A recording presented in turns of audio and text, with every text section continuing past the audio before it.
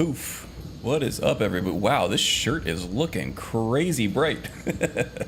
I assure you this is just a light blue shirt. It doesn't glow fluorescently like it is in the camera right now for some reason. It looks like it's radioactive. Anyway, how is everybody doing? Welcome, fellow nerds. We're going to be building the pure mage again this week in Skyrim. That is it's a lot of mage light in the game and also on the camera here too. Yeah, so it looks like Mel showed up early and announced that she would be sleeping. So everybody else decided to show up and mess with her. My kind of party. I like it. We also got Magus. We have Haster. I saw Gavin Gaines up there. Your boy Nobody. Hope you're on the treadmill, man. You gotta lose that gut. I'm kidding. I'm kidding. I got a gut to lose. I need to get back on the treadmill myself.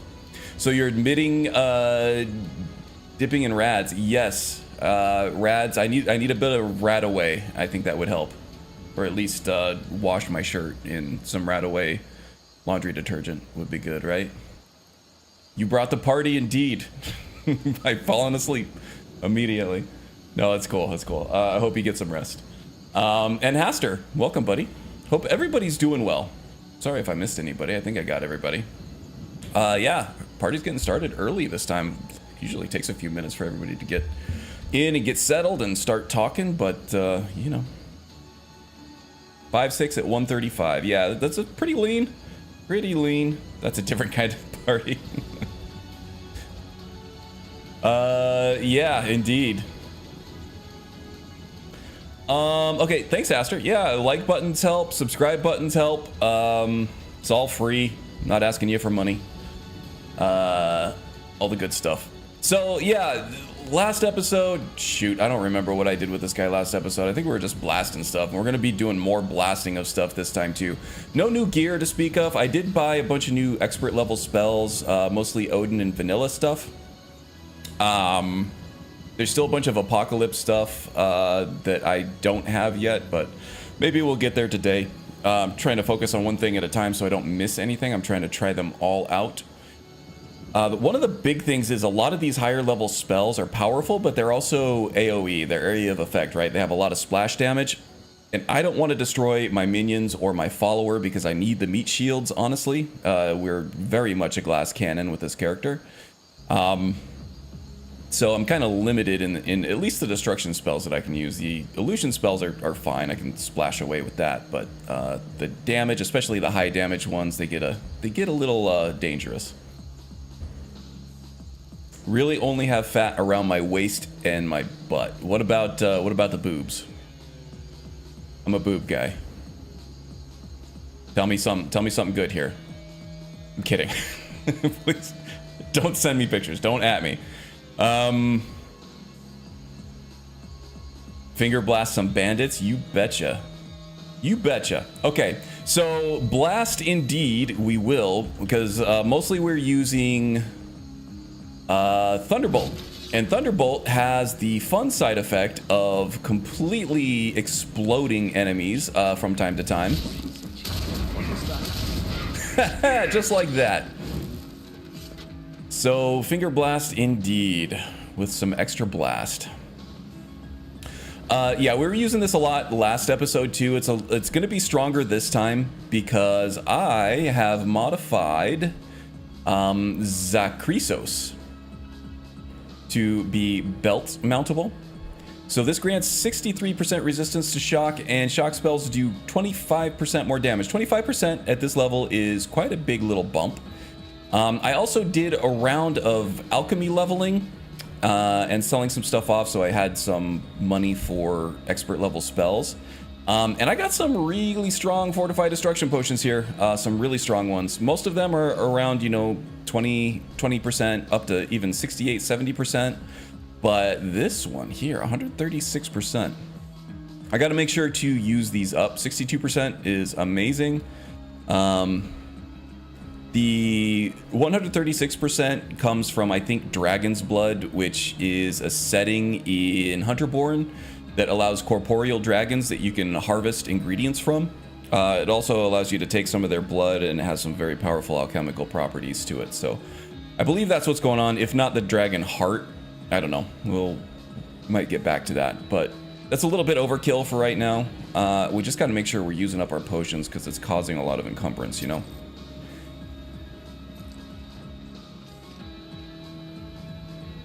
Yeah. Yeah, you can just post those on Discord, Mel. I'm sure we'd all like to see them. I miss Hunterborn. Yeah, Hunterborn's great. It does a lot. A lot more. See, a lot of people just think it's, you know, an alchemy mod, which it is, but it does go a lot further than that. The ingredients that it gives you will multiply your potion amplitudes a lot, or magnitudes a lot higher. There are some vanilla ingredients that do that as well, but they're a little bit more rare.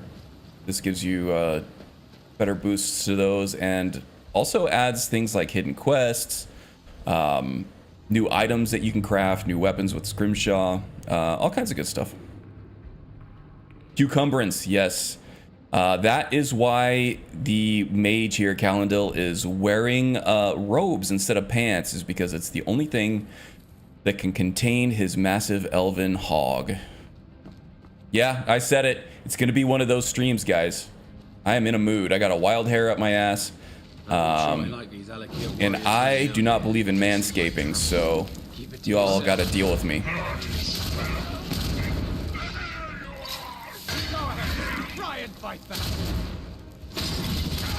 Two shot and a marauder. How about that? Blood and oh wow, I'm covered in blood. Look at this guy. It's because you're here. Could be. Could be.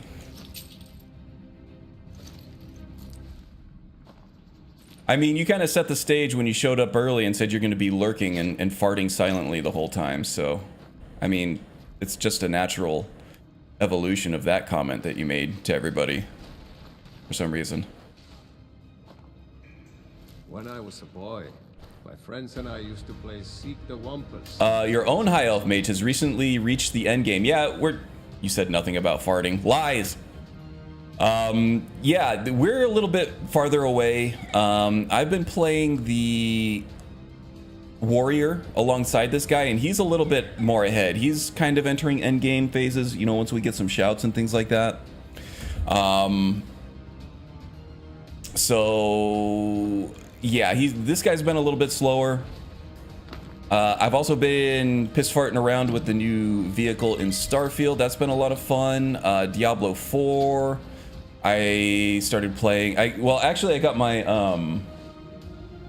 PSVR 2 adapter cable finally. Man, the bots are really having fun with that one. It was a limited release. It's an adapter cable to get your PSVR 2, one of the better headsets, compatible with a PC rig.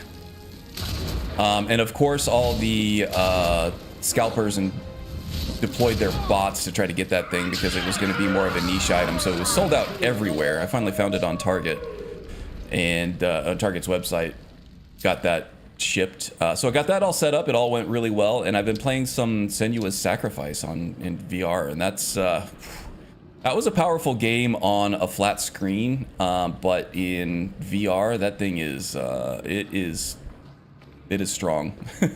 It's very intense. Very immersive, and it really will creep you the hell out. So if you have the capability of playing that game in VR, I would suggest that you do it, even if you've played it on flat screen already. It is a much more intense experience. Still really want to get VR. Yeah, they're getting more approachable, but also kind of more niche at the same time. Never really made it to mainstream. But some really amazing experiences. Time to end this okay, I am invulnerable right now from distorted shape. We're gonna let my conjurations get in there, take the brunt of it.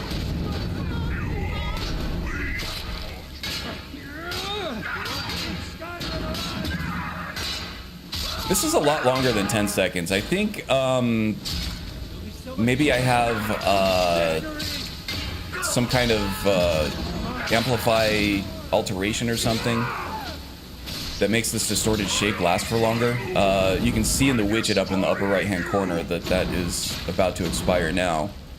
But it's only supposed to last for like 10 seconds. I think that 10 seconds scales though with something. I'm just not sure with what. Okay, let's get out a greater ward over here so we can block this guy's bullshit.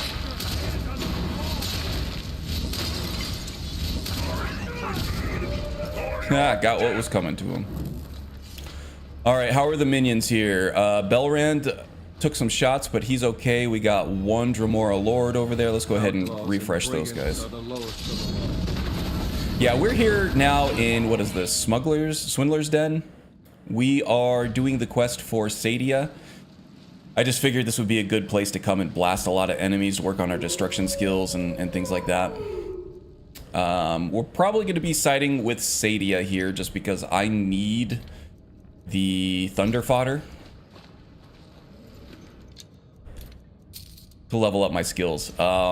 So this guy's leveling slower than the warrior because there is I have a bunch of spell mods, and even just Odin and Apocalypse, they add a bunch of new spells, and when you start getting higher in level with like the expert and master level spells and even the adept level spells, when you start buying them, they can make a big dent in your wallet.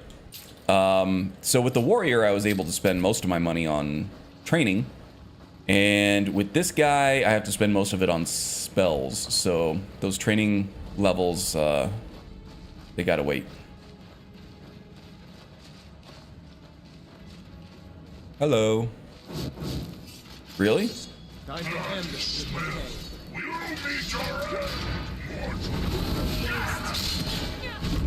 If I can get this guy to fight the other one.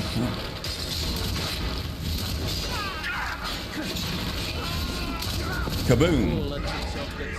Just covered in blood. Who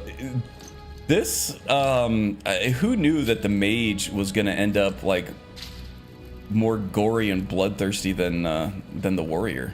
Look at this. This is insane. We are just absolutely covered in it. We're like dripping in it too. Oh, it's nasty. I'm a big fan of horror movies. I got a dark, demented side to me. So I'm having fun here. Sorry if that creeps you out. Maybe I'm a serial killer. Nobody knows. Actually, I know. I know that I'm not. I hope the authorities don't see that. Strange echoes in these caves. You like dripping? Oh my god, Mel, you're making me blush over here. What are you doing? Want VR to be more immersive? I'm talking about having 0 buttons. Okay, so you're waiting for that Elon Musk's brain link thing, his brain chip. There apparently people are playing video games with that thing.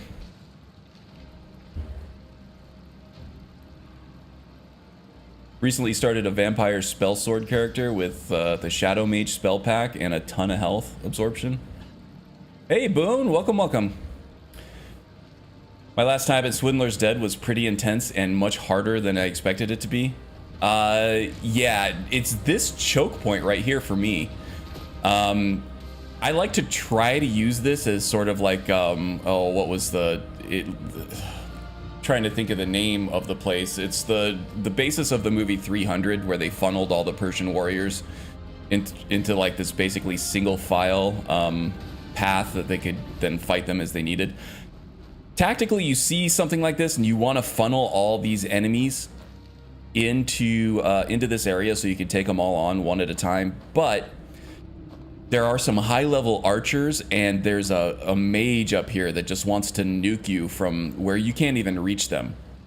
So this ends up being kind of a reverse scenario where they're pulling you through this instead of you pulling them through that. And if you decide to, okay, I'm just going to run through here and then fight them here in this open area, you're still getting pelted by this mage up here, and you're getting surrounded by melee enemies and archers. And then you're thinking, okay, well, maybe I just blast through everybody and go to the high ground up there. So everybody's chasing you through these tunnels, so there's no escape at this point. You get here, and then there's another archer and another melee person here. So then, okay, you try to blast through them, and then you have a mage over here waiting for you, just blasting you with magic. So best case scenario, you can sprint through this stuff, if you're a melee guy anyway, and kill this mage up here. But then it's like when you try to turn around and backtrack, you got like every enemy in the whole world coming at you from this tunnel. Which then, you know, you can trick out the AI by jumping down here and using the terrain as your advantage, just terrain scum.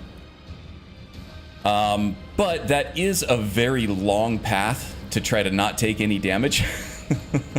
But that's probably your best way, I would say. That's where my you know, experience and where my brain is taking the tactics anyway.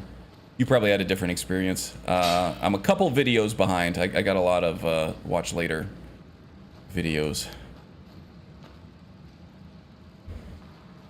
Hey, there's James Ansel and P. Miller, the poemer. Welcome, guys.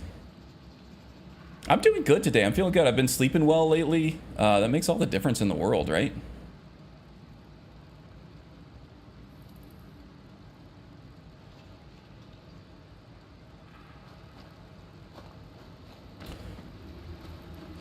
Yeah, Magus, hopefully now that they know, and you know what's wrong, you can properly treat the damn thing. So, be good to get on the other side of the Lyme disease there. Crazy. You've proven your strength, warrior. Let's avoid any more bloodshed. I think you and I have... Okay, let's refresh the minions here. Some ebony flesh on them.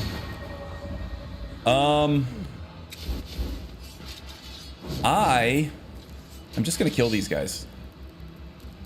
Yeah, maybe not. Let's talk to them. I'll be fine.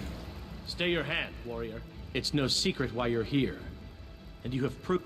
Actually, I want to try, was it Shocking Grasp? Thundering Grasp. I think this is a closer range spell. Just want to try it out. Your skill in combat. Let us talk a moment. So distorted shape from the alteration tree is going to fire off when I auto cast ebony flesh. So I'm gonna be safe for a few seconds while my minions take all the aggro here. All right, Belrand. Skyrim wouldn't go near a place. Of course. Senpai, what is it that she's calling herself these days? Shazra? Sadia? Well, glad to hear it, P. Miller. she Hopefully I appeal to can your provide sense some of entertainment. honor? Your We can all greed? have some A fun more and base forget about values. the real world for a while. that's No what doubt she's convinced video you games are all she's about, the right? victim. But do you know why we So what's your pursue her? opinion? Kamatu tries hard to convince you of his way. I am personally on Kamatu's side, I think. There's some parts of Sadia's story that just don't add up. I'd hoped we could work something out. That you would see reason. That we could avoid having to kill you. Kamatu seems Very like a well little then. more on the up and If up, that's and the the way you fact wanna that play he it. tries to talk his way out of this instead of just attacking us immediate. Well, there goes distorted shape. He got me before any of that kicked in.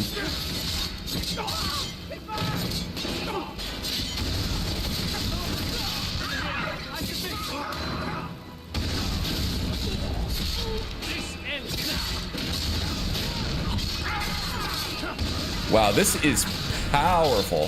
Very strong. Holy shnikes. There is a little bit of an area of effect, so I have to be very careful with it. And it is obviously very short range. Wow. Okay, it might be my new favorite spell, though. As long as the enemies are otherwise predisposed with my minions, we should be fine. I just need to be very careful not to kill my minions, because I am running Edge of Oblivion, which gives me an extra minion, but when I don't have a minion out, it zaps all my resistances and makes me even weaker than I normally would be. So, you know, that leaves me open for being one shot. by high level enemies, which is the main concern in this game at high difficulty levels and high levels. Is if you can survive one shot, you can kind of deal with things, but if there is the potential of you being completely demolished in one hit, that makes things exponentially more dangerous at all times. So if you're playing something like a permadeath or maybe Shadow of Skyrim, alternate death stuff that has punishments for dying, you know, survive one hit, you might be okay. You have the opportunity to heal and everything, but yeah, if there's a chance of you getting one shot, it's very scary business. Probably want to address that. All right, I think I have some enchanting supplies. Do I have any bone meal?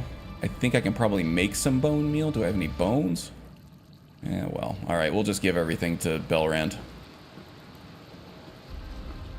What is it? We catch up on chat here. It's very helpful that you don't get blocked by your followers. I always do get blocked by my stupid pets, but in Swindler's Den, they were also kind of helpful. Yeah, that's kind of a double-edged sword with followers in the vanilla game. And actually, if you don't have that specific mod, which does have its drawbacks of no toggle follower collision, I think is the one that I have. It gives you a console command that you can type in to disable it, because it does break dragon riding. Or not dragon riding, but just any friendly dragons will clip through the ground for whatever reason with that mod. So if you, you know, especially with Apocrypha, where you're going to confront... Of course. What's the guy's name? How come I always forget names on stream? I start talking and then the name I start processing logic and everything, and then every name that I ever remembered was just completely... Mirak is the one.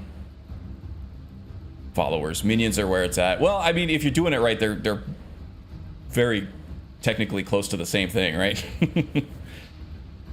Like with Necromancy 101, the mod that you turned me onto, it seems like it turns risen zombies into followers, basically. Flavor thing, I guess, right?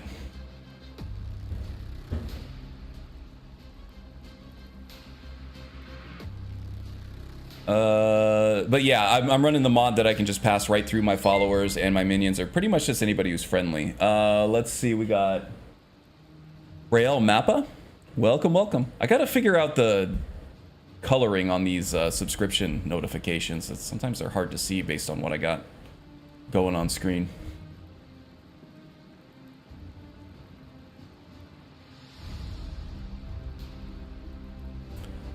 Plus, the Thalmor is at odds with Hammerfell, which disapprove of Sadia's story. Which disproves Sadia's story. Yes, that's kind of the big one. That's the big one that got it for me.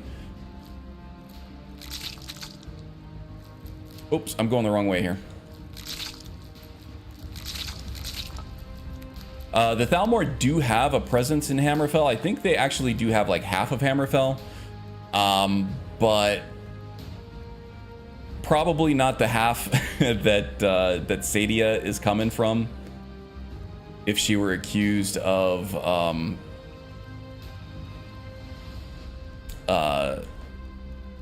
conspiring with them. So, I mean, there are like reaching rationalizations that allow you to be on Sadia's side. Because let's face it, she's hot, and a lot of times when you're in these I'm just gonna relax and play a video game modes, it's like you see someone hot and you're like, oh, hey baby, what's up? Even if you wouldn't do that in real life. So if you're looking for a way to rationalize your way into Sadia's pants, then yeah. There are ways that you can do it, but I feel like it's all just rationalization. I feel like she's the one. And also, Kamatu, he doesn't default to violence. Sadia did. She threatens to chop off your fingers and cut you in half the moment you ask her about, you know, Alakir warriors. She walks it back really quickly, but she kind of had to.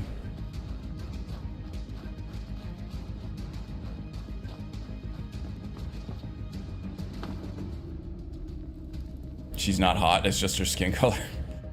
No, she's pretty hot. She's one of the better looking characters, even in the vanilla game, I think. Most characters in the vanilla game are, yeah. Sadia's attractive. Isolda's attractive. Some other ones. But with the mods that I have running, Sadia is like absolutely gorgeous. True, yeah. She doesn't really have her all into it, right? She's just kind of a cornered rat at that point.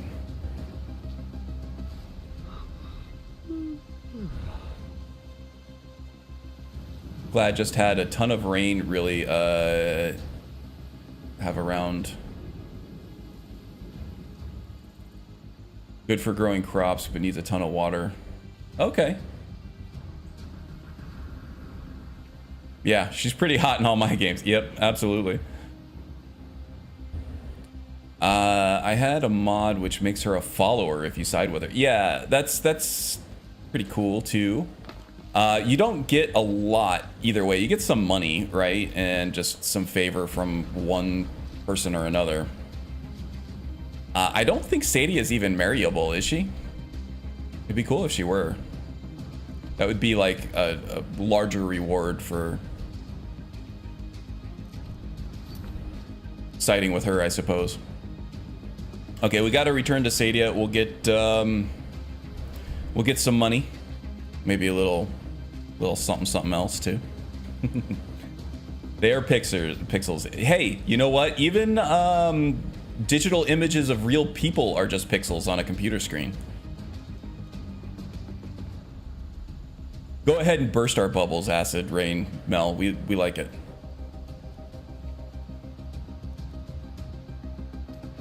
We'll figure out a way to get horny from bubbles bursting as well.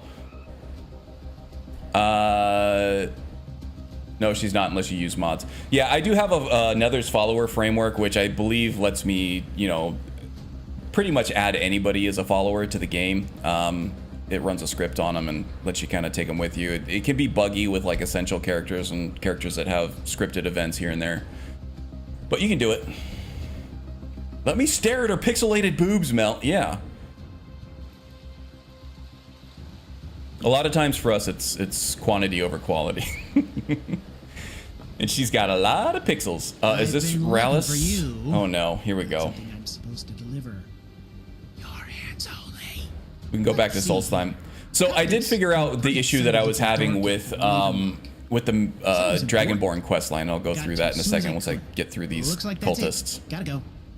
It was a pebcac issue. Problem exists between keyboard and mouse, or keyboard and problem exists between chair and keyboard. Pebcac.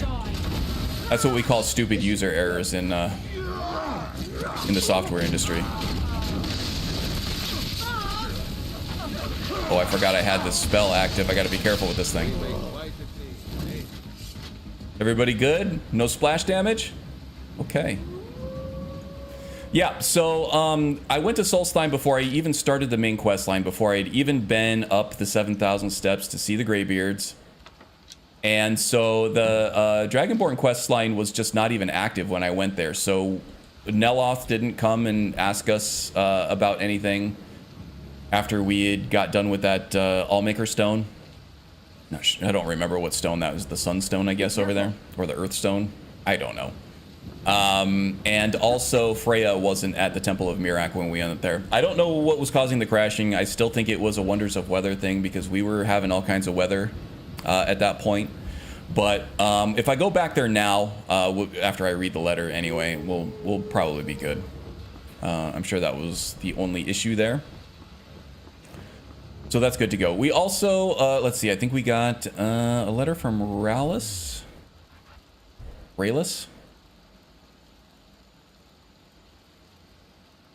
So off camera, I also did do 2 more ritual quests for Master Level Rayless. Here we go. I hope this message finds you quickly. Calendil Talandril. We've completed the initial excavation, but have run into some unexpected difficulties. Come as soon as you can. Unexpected difficulties in the form of Draugr. I need to make sure I have money for that too. Great. Yeah, so many things to spend money on when you're a mage. All I want to do is train my skills, but I got spells to buy. I got Rayless to pay.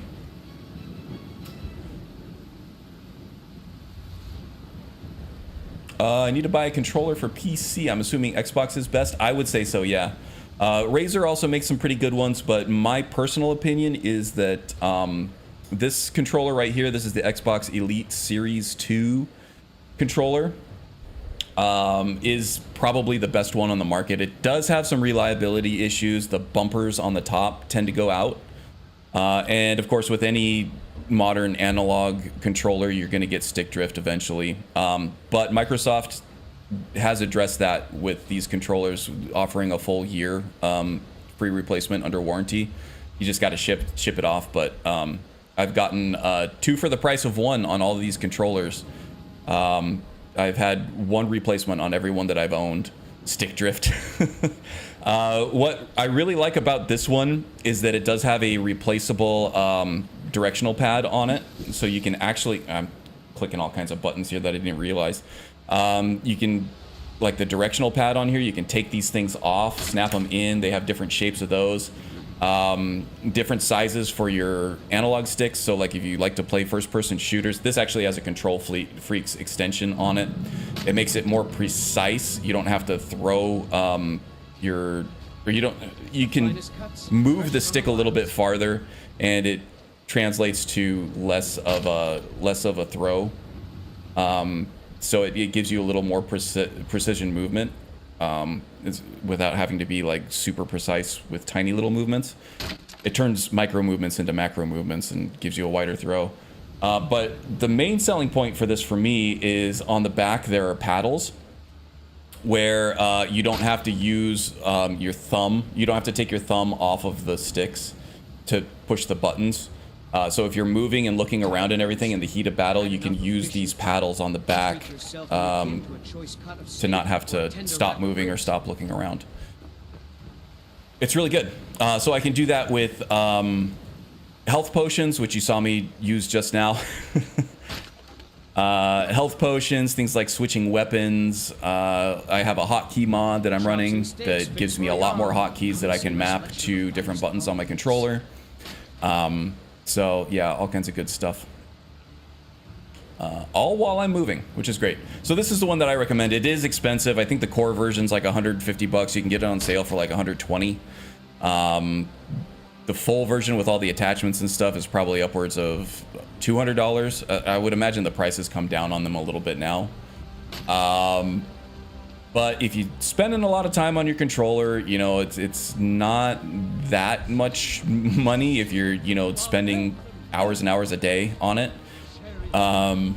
But for, you know, like 50, 60 bucks, you can get an Xbox controller. The official one is really, really good for PC gaming. So like Magus recommended, that would probably be the one that I recommend for more budget. Any less than that, you're getting into trash territory. A lot of the third-party controller manufacturers just don't do a good job. They use cheap materials. Everything feels flimsy. You're going to start getting that stick drift right away. You're going to get sticky buttons, malfunctioning buttons, and it's just not going to be fun to play on. That is my recommendations as a filthy controller player on PC. So rise up, rise. For all that, may as well spend the money. Yeah. Your controller or your mouse and keyboard are your direct interface from your body to what is happening on the screen. So that is like what you're interacting with more so than anything else. So it's kind of like tires on a car, right? Don't cheap out on the tires because it's gonna cheapen the entire experience. You might have a badass all-wheel drive sports car, but if the tires aren't sticking to the road, then you're not getting any of the benefit of that, right? So yeah, both the keyboard and the mouse, if that's what you play on, and your controller, they're worth some investment if you want to get more out of your experience. And now your video contains ads. I'm not making any money from Microsoft, I guarantee you. But I've used a lot of controllers, and this is the best one that I've used. My computer has reinforced WASD. That's kind of cool. Yeah, you can get some. Keyboards are they're more of a personal touch, right? I recommend like the lighter touch of like a laptop keyboard. I'm using a mechanical gaming keyboard from Corsair that I got on like a Prime Day or something years ago, and the key presses are very heavy, which I don't know if I prefer, but you know, it works. The thing's a beast. It's built like a tank. My mouse is an old Logitech. Ugh, it's disgusting. It's an old, disgusting Logitech mouse. I'm trying to find the model number. Oh, it's G5. I bought this while I worked at CompUSA during college, and it has like these removable like weights on them that you slide in, and you can like redistribute the weight distribution on it, and it has adjustable resolutions on the fly so that you can adjust your sensitivity. So like if you're playing like Unreal and you're using a shotgun, you can increase the sensitivity on it so that you move in the camera faster, or you can decrease the sensitivity on it for sniper rifles so you can be more precise. It's good stuff. Karn's dirty old mouse.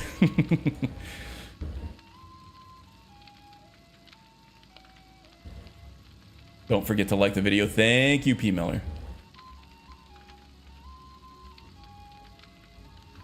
Yeah, Mel did ask. It's not meant to be an ad, just a recommendation. I have a mechanical and it's off-brand, but it's really nice. About 80 bucks. My mouse is an MMO off-brand too, but they are nice off-brand. 80 bucks for a off-brand sounds. I think mine was like 50 bucks and it's Corsair, which, you know, Corsair doesn't always put out the best stuff, but they're all right. I wouldn't consider them off-brand. They do some good stuff. This is a local favorite. Cody Vibe just did an Elder Scrolls marathon, Morrowind, Oblivion, Skyrim. Oblivion will always be my favorite. I love the colorful graphics and even the potato. Yeah, there's something to love about the goofy potato faces, right?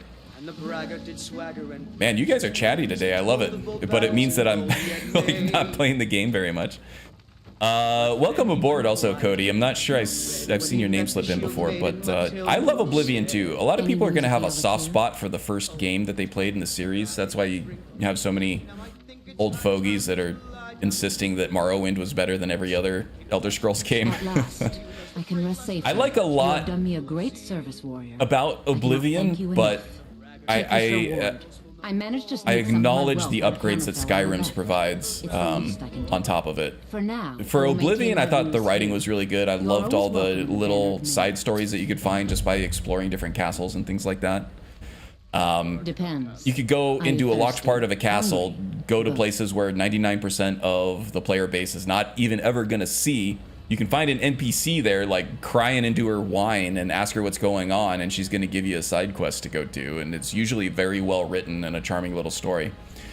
You don't see as much of that in Skyrim. You see some of it, but in Skyrim, you know, the quality of life enhancements to the gameplay and things like that are they're just huge.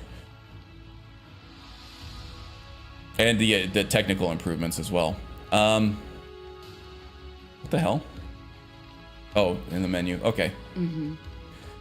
All right. I'm distracted. Okay, what's next here? Should we do the horny Jurgen Windcaller? Oh, we need to go talk to Rallis. All right, back to Solstheim. That's priority 1 because I need to get the Azadal stuff. Paid 15 bucks for my Corsair mouse. Haven't needed to upgrade since my first PC. Yeah, if you get the right mouse, they'll last you forever. A lot of gaming mice these days they're gonna go belly up on you real quick. But Logitech, man, they made these things last. The only drawback is that it's wired, but you know, my keyboard's wired. I got some other wired stuff on my desk. It's not a big deal. I prefer wireless stuff, but at least this way you don't have to worry about changing batteries all the time, right? I always end up shooting infinite death rays in Morrowind at level 1. Okay, okay. Sadia looks stunning. I told you.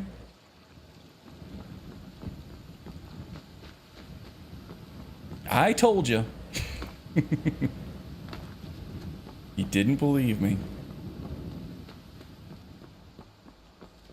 Hey, Karn, who's the character you usually marry in Skyrim? Or better yet, which is the worst?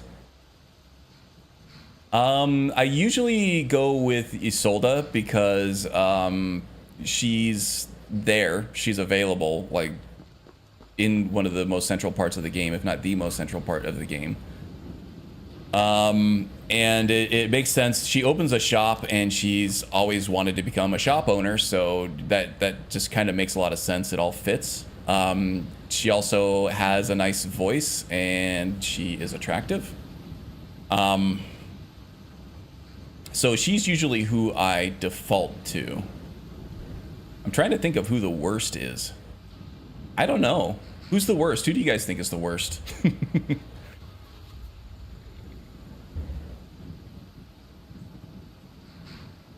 Oblivion was better written because Michael Kirkbride was involved, but Skyrim streamlined gameplay while the story was forced upon you, and just, yeah, pacing was a little better.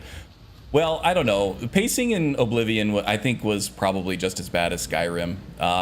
You have this, well, maybe a little better because it does have, well, no, not really. The first thing it has you do is go to Kvatch, and then, like, you see the Oblivion gates there, and at that point, you're facing complete destruction or domination of the world. Just like, you know, it takes a little bit to get to that first dragon, and once you get there, okay, now you're facing existential threat to the world. It's like that in every BGS game. I never played Morrowind, so I don't know, but yeah, Fallout 3 was the same way. It's like, okay, you got to find your father, and there's like no way that's not going to be a priority. Fallout 4, you got to find your son. There's no way that's not going to be a priority.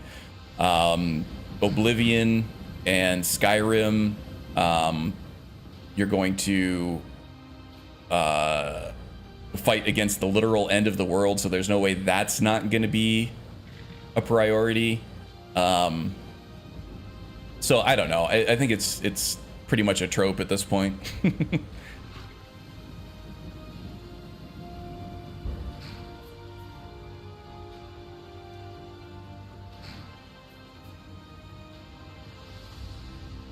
Last person I married was, oh, Dirkethus. Dirkethus is cool. I like Dirkethus.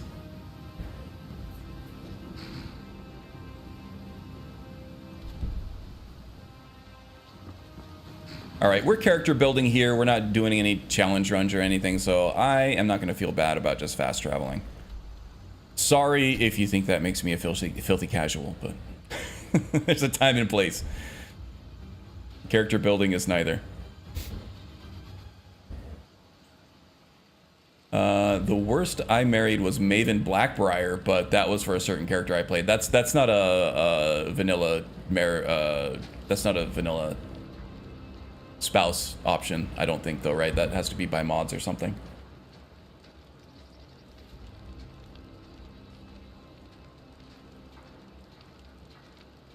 Morrowind allowed you to explore the world and gradually learn that you are the Nerevarine, destined to bring down the Triumvirate and yeah, so a little better pace there because it's not an existential threat that needs to be addressed right away, right? The worst was Sadri.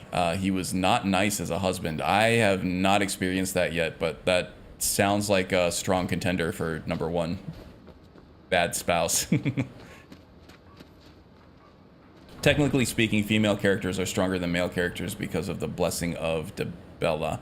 Yeah, I think that you're going to end up fighting more male characters than female characters, and that blessing of Dibella gives you, I think, a damage bonus against the opposite sex. And you can also increase that through the speech tree, I think, as well. If not in vanilla, then definitely in...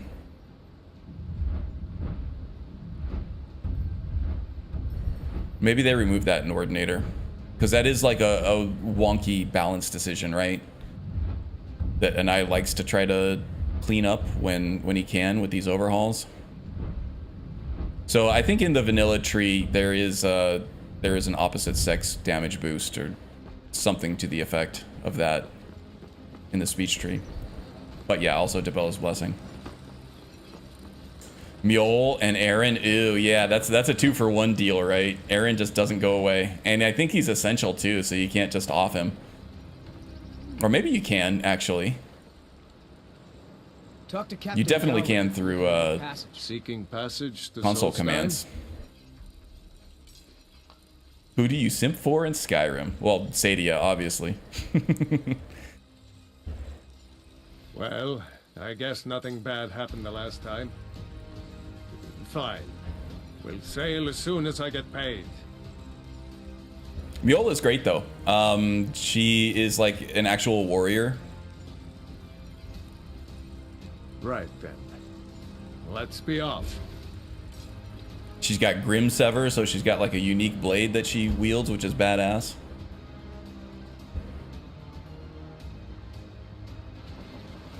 Yeah, actually for years and years I didn't even know that East Empire quest actually existed, James. And then I think I saw EJ play it on one of her characters. And I was like, wait a minute, I've never seen this quest before. What the hell? So I like immediately went to Windhelm and triggered the quest. And I was like, I did not know this even existed. And that was just like a couple years ago. So the game had been out for many years at that point, and I had played several thousand hours that, and I just didn't even know that thing existed. Kind of a cool quest too. Takes you to a unique location that isn't on the map otherwise, and runs you through this assault on this fortress, and it's pretty cool. What about the girl in Riverwood? Both those guys will show up at your... Oh, they will? I didn't know that. They kind of follow her around like Mama Duck. Do you have a favorite class, and why do you prefer that class? It depends. If I'm playing modded Skyrim with like an IRIM gameplay overhauls and things like that, then I like a more fast-paced combat type character. So more like maybe like a warrior with light armor, maybe like a rogue type, where I can do a lot of timed blocking and dodging with my dodge roll mod and things like that. Something that exercises my reflexes and timing and tactics. Unmodded, something sneaky, maybe like a Nightblade or Sneak Archer. Just because the combat system, without the AI overhauls and other kind of finesse tweaks like timed blocking and dodge rolling and stuff like that, it's melee combat's just not as good or as fun. And the game engine and the system, the combat system and everything just seems to work better and is more fun if you can manipulate things from the shadows. There is also a lot of fun juice to be had in necromancy. Stealth archers are so lame.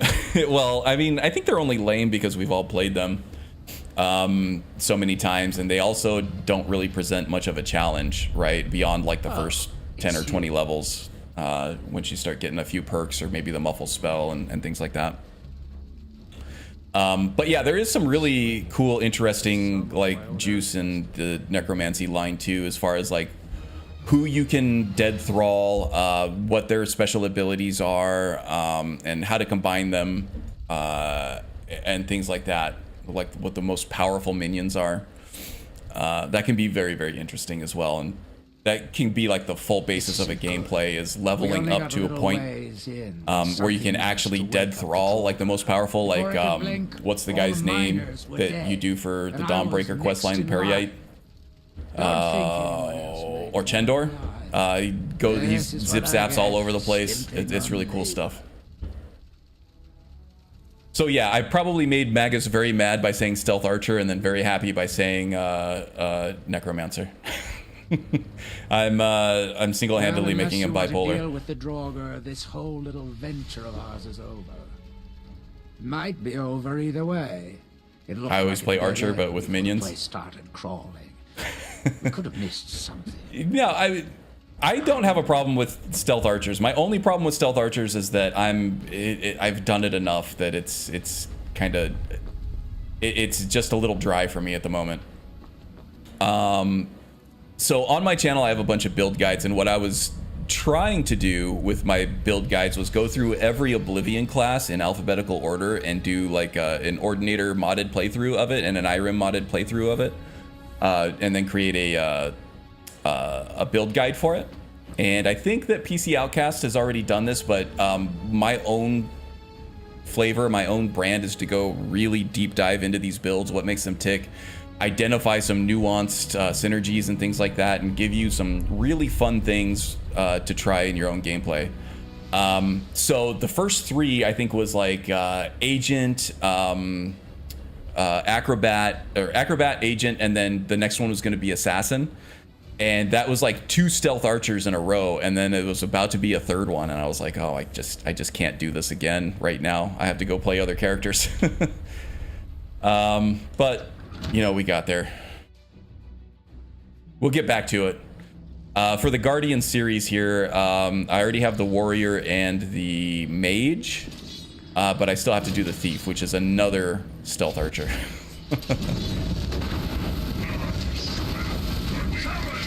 Go get them, minions. Okay, I canceled out my own distorted shape.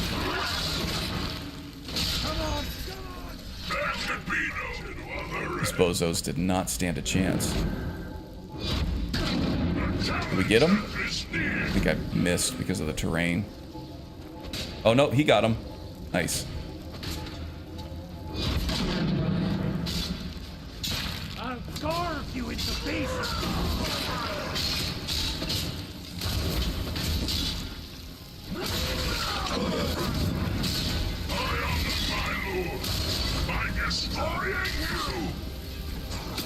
Doing okay over there, Bell? Oh, you want some, huh? You want a little?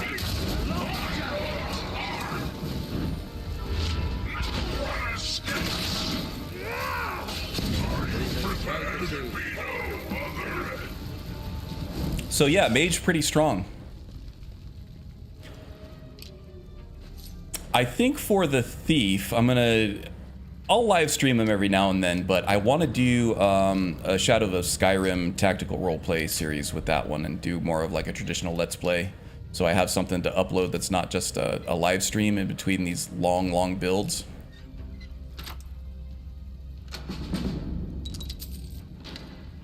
I just got to find the time. Man, work has been so busy. Knows what secrets we'd uncover.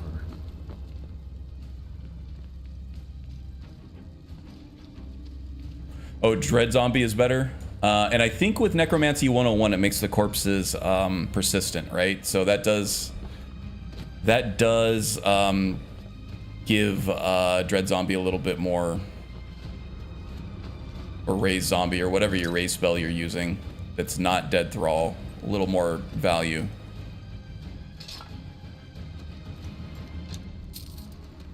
But in the vanilla game, it's all about, you know, finding that most powerful Dead Thrall. And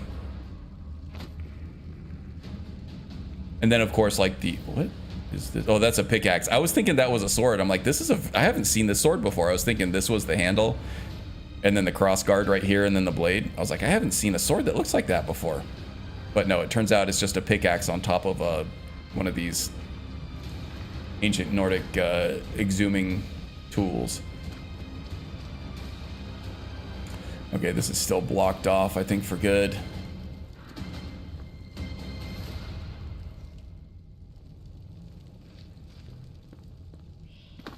Is there a switch or something here that oh yeah, okay, let's just do this.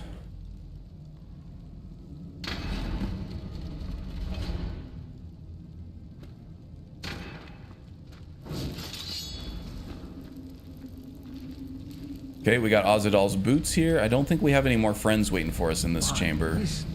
That's impressive. Water walking, not bad. I don't think I can disenchant any of the Ozadal stuff, but I'm really only here for the Ring of Arcana.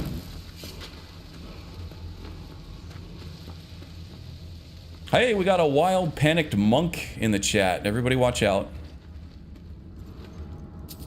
Usually, he's not too panicked, but every once in a while, if you spook him, he'll bite. So just, you know, don't put your hands in his face. No sudden movements. Ignite, ignite, ignite. Yes, indeed. Yeah, buddy. It just, sometimes depending on your roleplay and how your character's taking you, it's hard to get here as early as possible, but as soon as you can get here and start this quest line, Any luck? it costs a lot of money too, so you gotta have the gold for it. For us yet. We'll have to But the see sooner you can get here, the better off you'll be. It can just pretty I much think wipe I'll out the need, rest of the game for you. say, 2,000 septums to hire replacements. Bound bow sneak is better, at least magic is used. Yeah, no, I like hybrid builds. So it's hard to fit it into one class. This is kind of like why I like the Nightblade, is because it kind of mixes and matches everything. It kind of avoids the sneak archery stuff, but still has the sneak close stuff and allows you to use magic at the same time. Belrand, that's a cool trick, buddy. He's invisible. All right, is there anything else to do here? Oh, Delphine, yeah, may as well give the research back to Neloth while we're here. And then we'll head back and do some main questline stuff so I can unlock more things. More stuff and things.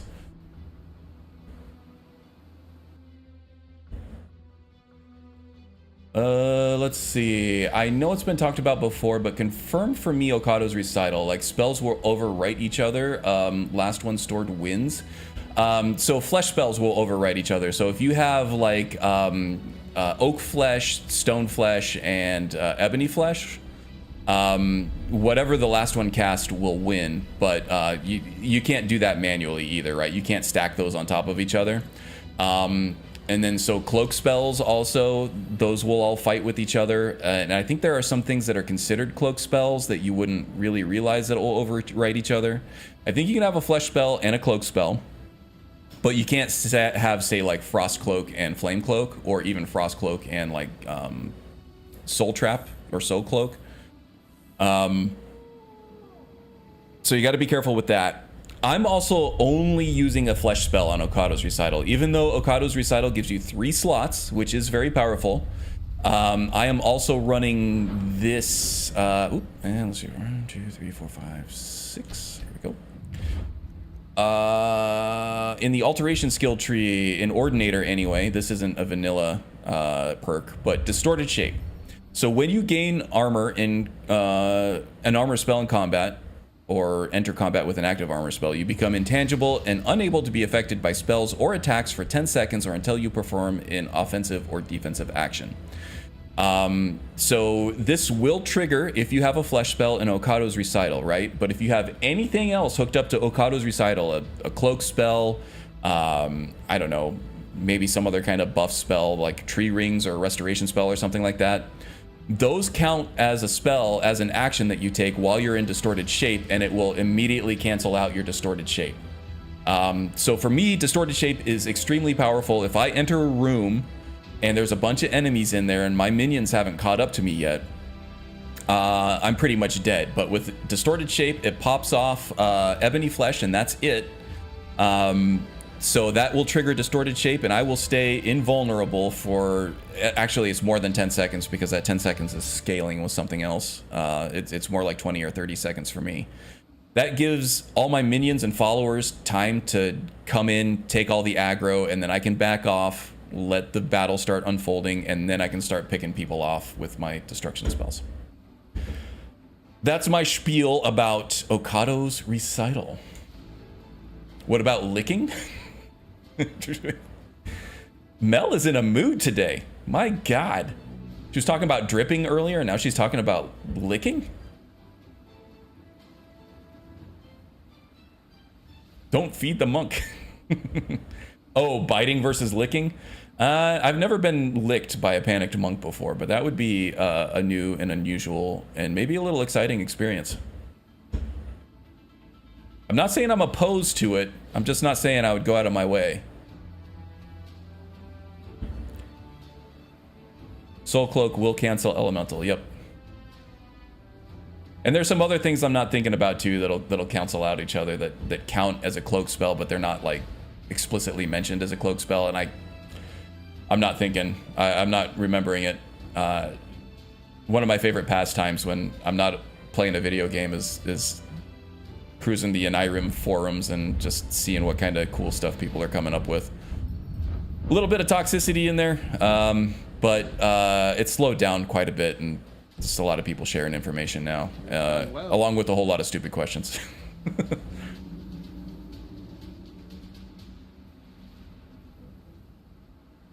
What is your new mage set? Okay, so this was the same one I was using last episode.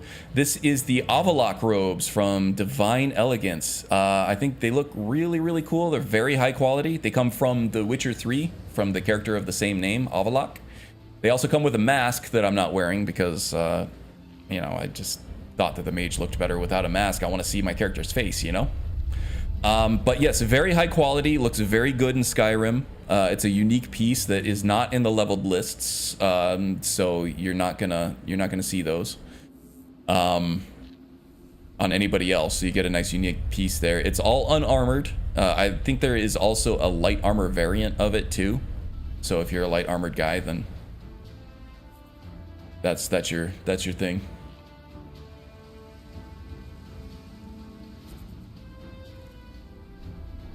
Yes, he is. Haster is on it. Haster is vigilant, and not a vigilant like Stendar vigilant, but maybe he is. I don't know. I don't want to put words in his mouth, but Haster is on it. He's got a good attention span on that guy. He sees someone in chat, and he's like, boom, shout out. And then, like, when there's a lot of people like interacting with the stream, he's like, hey everybody, like the stream. Just click the free like button and maybe the free subscribe button. That will make Karn very happy, and it will motivate him to make all this awesome content. Keep going. Your enchanting has improved despite your best efforts. Yeah, he's on it. you, Master. Employee of the month, It's all Haster. because of your brilliant teaching. Don't think you're forced. Mostly because I don't have to pay him anything, right? I just have to feed his ego a little bit. Skin sample. Yes, Master. Kidding. We all love you, Master. Haster. Have you seen Verona? Promise to teach me I'm a hungry. conjuration spell. No, I have not seen Verona. Thank you, Master. I'll fix it. Well, find her. Tell her I want apple cabbage. We'll just get stew this in the journal. With some canis root tea. Yeah, I'm not going to remember any of that. And how dare you? Obviously not, or you would have a cup of tea in your hands. Stroke that ego. You want Mel, to be asked that's your job next. today. Very well. Please, O hero of Skyrim, please find Verona. You I all shall get be raises. ever so grateful. What kind of raising are we talking? Okay. All right. This is your fault, Mel. You started it. I have the ash sample. Well done. Handing There this are some thing off. septums for Get your this out of the journal. If you come back in a day or two, I should have the spell worked out. You can buy it from Talvis.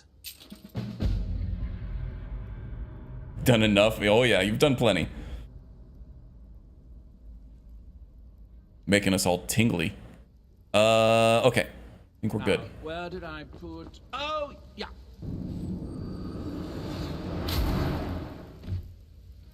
Good thing the wind isn't here, or she would be making things devolve even quicker. Various fantasy mods for Skyrim in the Nexus, just FYI.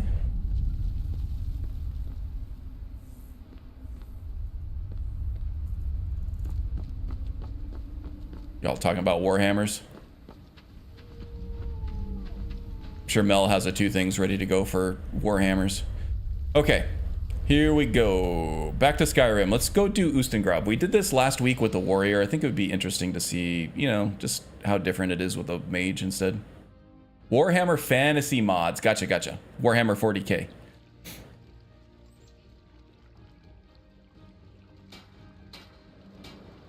We're talking... Actually, anybody here like a fan of the games? I have Vermintide in my Steam backlog. I got that on sale for super cheap, like not too long ago. It looks fun, like a little horde blasting first-person hack and slash shooter, maybe. And then Space Marines coming out soon. That looks really good. Not 40k, more like Age of Sigmar. Okay. yeah, I don't really know much about Warhammer at all, and I think there's way too much of it to even be hopeful about catching up with any of it. But it is interesting. It's got a very cool aesthetic. I can understand being a fan of it.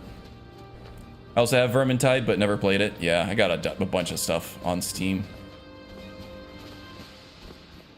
You know, I pretty much, if I've heard a good review about something, I'll put it on my wish list, and then if it goes on sale for like under $10, I'll just buy it, play it later. My current backlog game that I'm playing, I mentioned it earlier, but is Senua's Sacrifice on VR. I got my PSVR 2 hooked up to my PC with that adapter cable that just came out a couple weeks ago. Ooh, it is so good. It is so good. It's very intense, very immersive. And just the way that that game handles perspective, and the game kind of integrates you as one of Senua's schizophrenic like personalities that is like watching her do stuff and comment on it and everything. And so you're kind of like a third-person observer already, but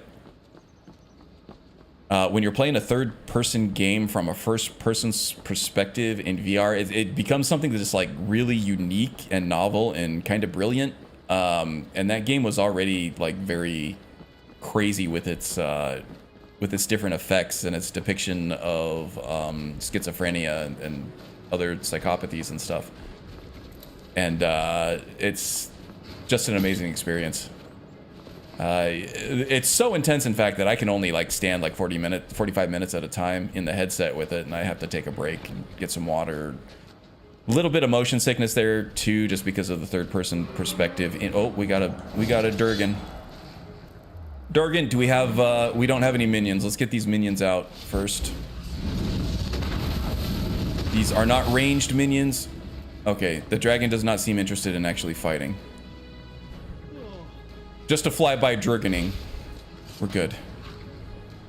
Woo, I got scared there. Also addicted to Enshroud. A lot of people really like that game. Wynn's been playing the hell out of it lately. Tiny Glade. We have a demo. It's like a procedural generated drawing game. Has castles and medieval stuff. You don't build, you like doodle. It's a super chill game. It sounds really interesting. Very artsy. But another backlog game I was playing from last year is the RoboCop first-person shooter. It's a lot of fun. It's a very basic kind of linear first-person shooter, but I was kind of in the mood for something like that. It's been a while since I played an FPS. And it's a good one. The movement is kind of slow. You would think that that would make things like clunky and maybe like not as engaging as something with like faster movement, like something like Titanfall or Tribes or something like that. But the shooting part of it is really good, and you also get to upgrade your Tech 9, your Auto 9. It's not a Tech 9. It's a, I think they call it the Auto 9. It's a 9mm fully automatic handgun. RoboCop's iconic sidearm, right? So you get to upgrade that, and then you unlock perks like your gun will automatically reload when you melee an enemy and things like that. It's good stuff. And you get unlockable powers like EMP blasts and flash grenades and things like that. And you can also ricochet. You can ricochet your bullets off the wall and hit enemies, of course. That's also an iconic RoboCop thing. Here I am talking about RoboCop and playing Skyrim and just not doing anything. You got her addicted to Enshrouded. There's also Tau, Only Humans, Imperials, Bretons, Chaos Warriors, and others. High Elves, Dark Elves, Dwarves, Vampires, and Tomb Kings, Necron equivalent. Warhammer Fantasy is the world we know from 40k, as in same gods. The warp is a vortex. Oh, we got a Charis. Now, I have a lot of elemental resistance, but the one thing I don't think I have resistance to is poison, so these Charis are going to be absolutely deadly if it spits at me or if it hits me with a poison attack. Same with spiders. Got to be careful with spiders. So I have a lot of elemental resistance. Let's see. We have 69 resistance to fire. Nice. We have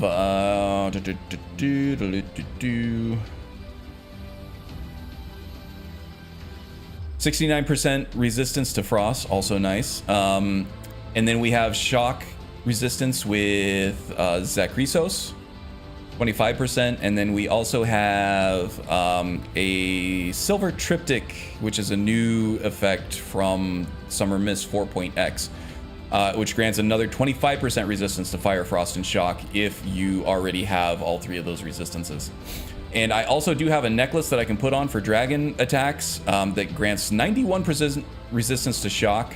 On top of everything else, we're basically gonna be immune to shock, but close to immune to fire and frost. So with dragons and mages, I'm pretty much taken care of, but nothing for poison. So spiders and Charis, they are more dangerous, even though they are easier to defend against. I can dodge their venom spit thing more easily than I can dodge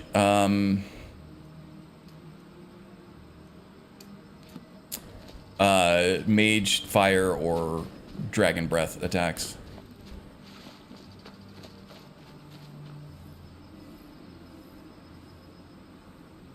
I looked at someone giving us a synopsis of all Warhammer in the region of 4 hours is right. Had enough. I'm gonna not gonna watch anymore. Yeah.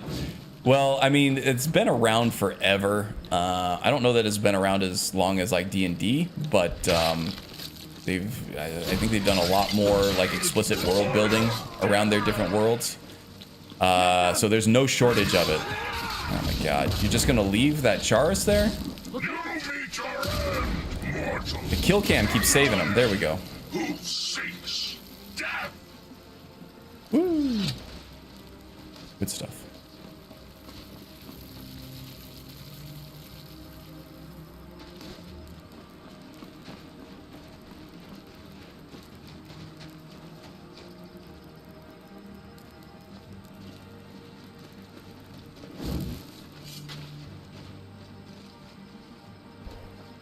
So I think once I'm done with this VR version of Senua's Sacrifice, I'm going to move on to Hellblade 2, which did go on sale recently, and I've been very interested in that. It leverages some of the cooler new features of Unreal Engine 5 that I'm excited to see.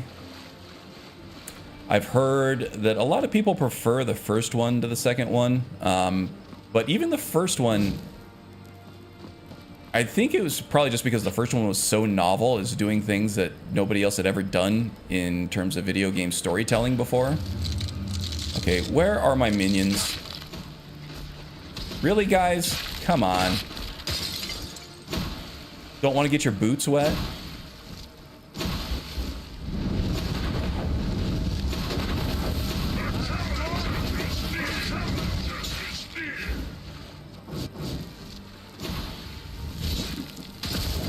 Let's see what you You gonna die yet? A wizard! That went pretty well. There was a wizard. Considered.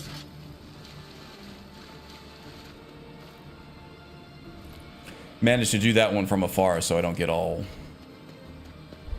squishy. All splooshed with blood. I would get a potion for anti-poison. I might have some. That's a good call, though.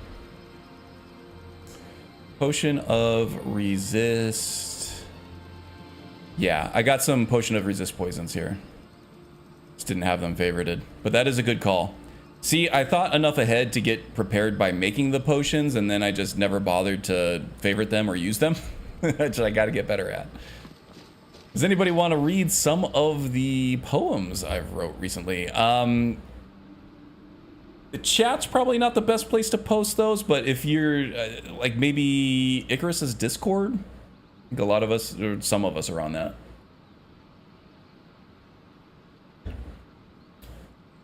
I'm not opposed to it. It's just longer posts tend to gum up the chat a little bit.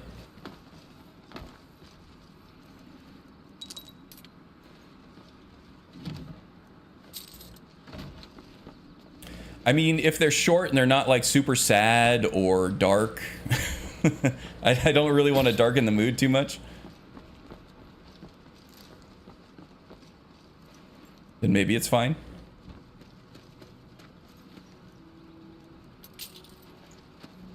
Character limit here too? Yeah. Probably best not to spam the chat. Let's keep it focused on the game, I think. Video game, Skyrim, the discussion.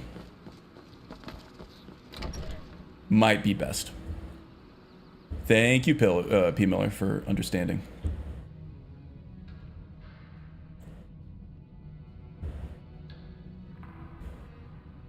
A challenger is near. If only I could get out from behind this tree. Yeah. Yeah, trees are OP in this game.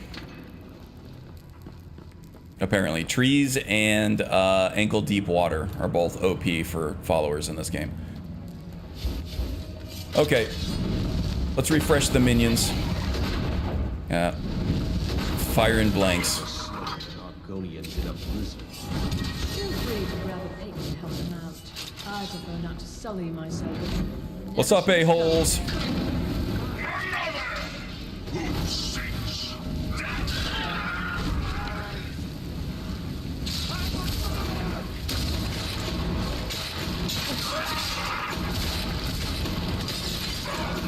Woo! Ice spikes are coming in fast. Quite a day, eh? That we do. Okay, this stuff is good enchantment fodder. I'm taking that. It's light and valuable. Thank you very much.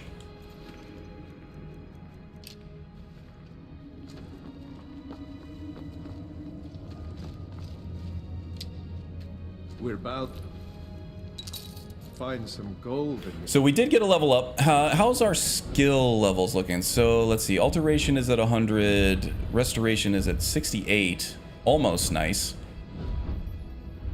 82 for destruction. Let's see. Restoration's at 68. So 2 more levels and I can get the ritual quest for this. I think the ritual quests and the master spells unlock at level 70 once you do the quests. Conjuration, I already have the masters for that. Just need to buy them now, which is going to be extremely expensive. 75 there. 70 at illusion. I can do Drevis's illusion quest. Oh, that's the one where you have to look for the hidden books around the college grounds, isn't it? Yeah, I can do that off stream.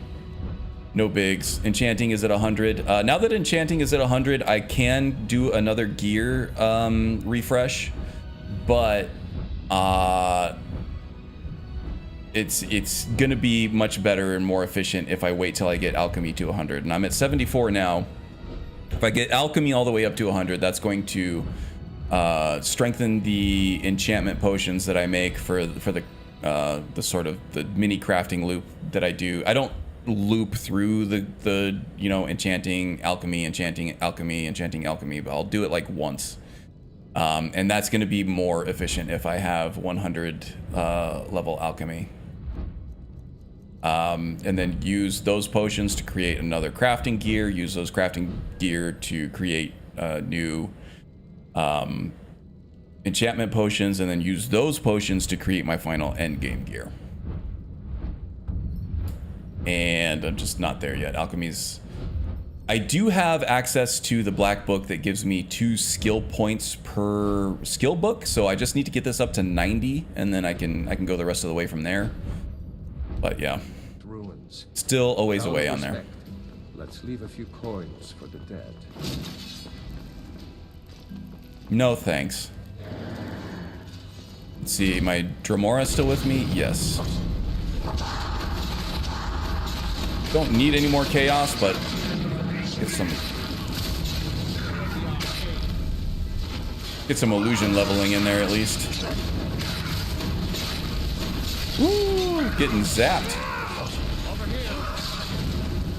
Let's switch over to that other necklace. It's a little bit more elemental protection.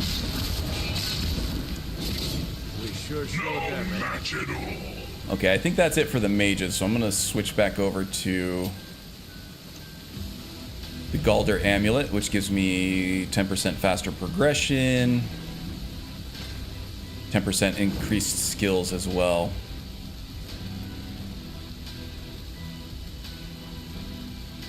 Where is it? It's in my favorites menu. That'll be easier to We've stopped. find. What is it? Of course. Did you see what I said about Hellblade as he's getting attacked?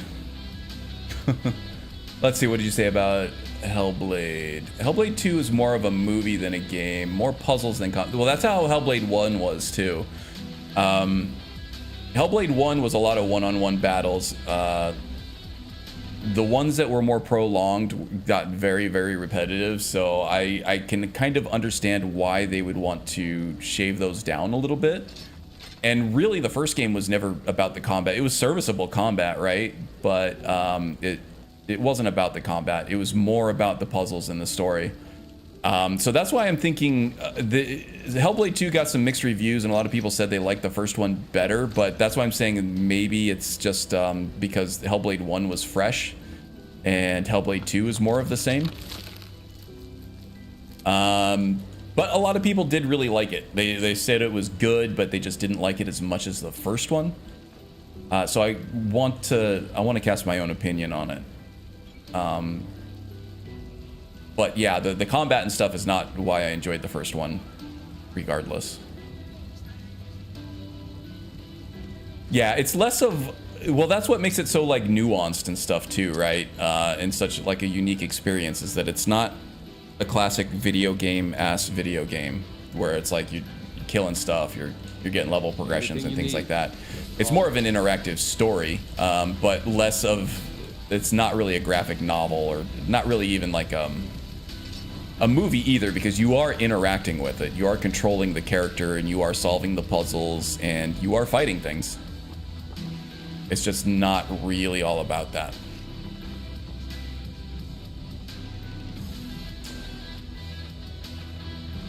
But you watched a complete playthrough? It was cool looking. Yeah, it looks amazing. Just wanted to make you aware because I was going to buy it. Okay. Yeah, I'll let you know. You seem like a combat guy. Well, I am. I like a video game-ass video game. I still play old arcade games, like on my desktop here. Oops.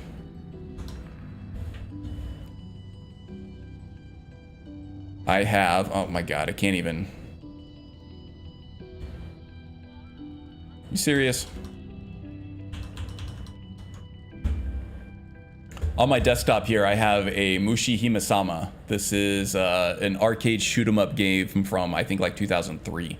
And I have a bunch of these in my backlog, and I just go back and play them. Fightcade and RetroArch are filled with emulated arcade games. Yeah, I still play arcade games, which is all about the action, right? And those things are fun for me. Absolutely, but I also do like novel, nuanced video game experiences. I like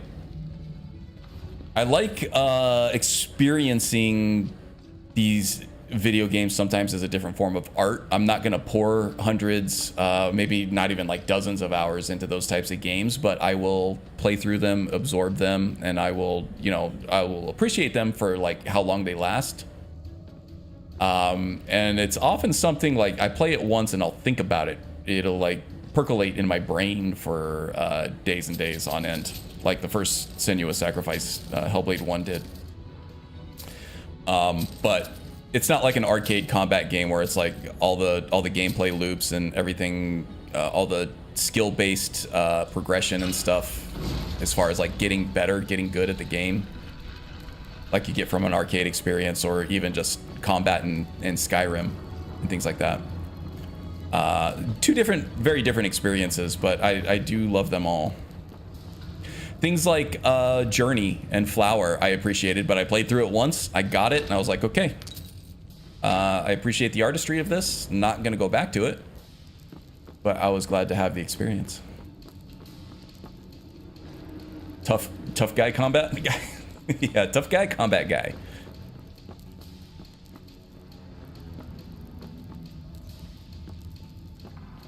Typically, I do very much enjoy video game combat, yeah. But it doesn't have to be the end-all be-all.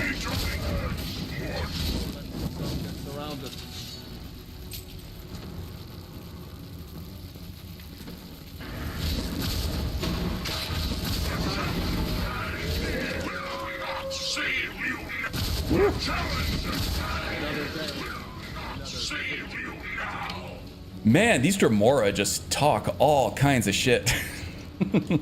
I don't actually mind it. It makes me chuckle, but still, they just are talking all kinds of crap the entire time they're fighting.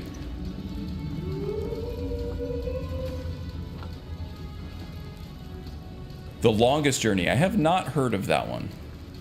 Journey was, I think, a PlayStation 3 exclusive. And so was Flower and Flow, and they're all kind of like the same thing. There's not really any kind of combat.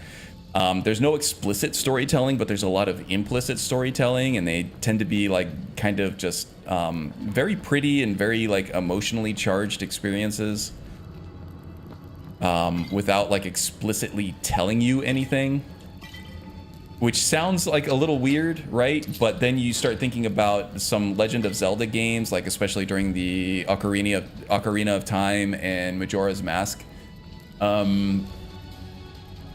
eras of those games, and they portrayed a lot of like emotion without any dialogue, right? There was some dialogue, but not like any like written or like spoken dialogue, and most of where the emotion came from was just like art direction and music. It was a DVD game, story-driven, no combat. It was mostly story and puzzles. Again, very neat. Yeah, and I played through both Myst and Riven back in my college days. And now I do puzzle solving like that for a living for 8 to 10 to 12 hours a day. And I just don't have the will to do that anymore. Maybe if I'm on vacation or have like a slow week at work or something, I'll have the brain power left over to do those puzzle games again. But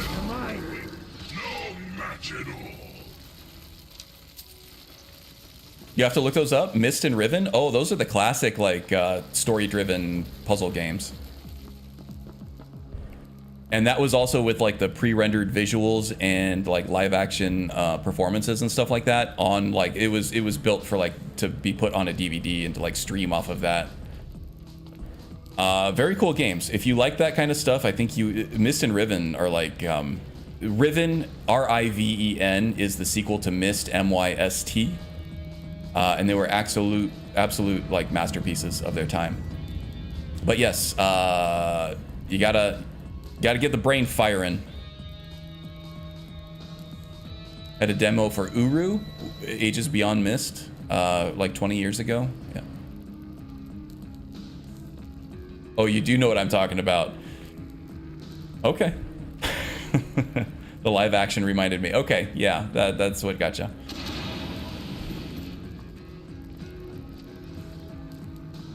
Yeah, no, those were classics. Absolute classics. Bad acting? Well, I wouldn't say bad acting. Maybe hammy acting. A little bit overdone. More like stage production acting than I would say like more subdued like movie acting.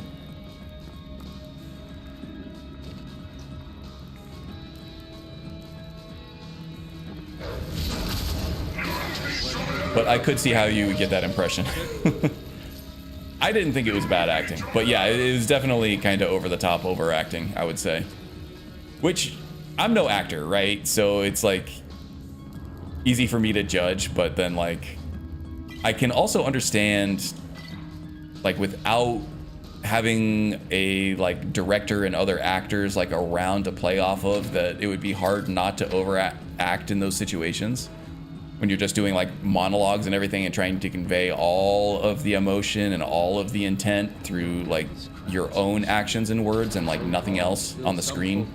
Especially with all the green screen you'd have to do in a video game setting. I would imagine it would be, it's quite the challenge. And I would even argue that like the Senua's Sacrifice actor kind of overacts a little bit too, but it kind of fits with the setting because of what she's seeing and where she is and what she's hearing. I remember seeing clips of yeah, you can look them up. No, definitely live action video clips, and they were definitely overacted, and you probably would laugh at them if you saw them now, but in the moment I thought it worked well.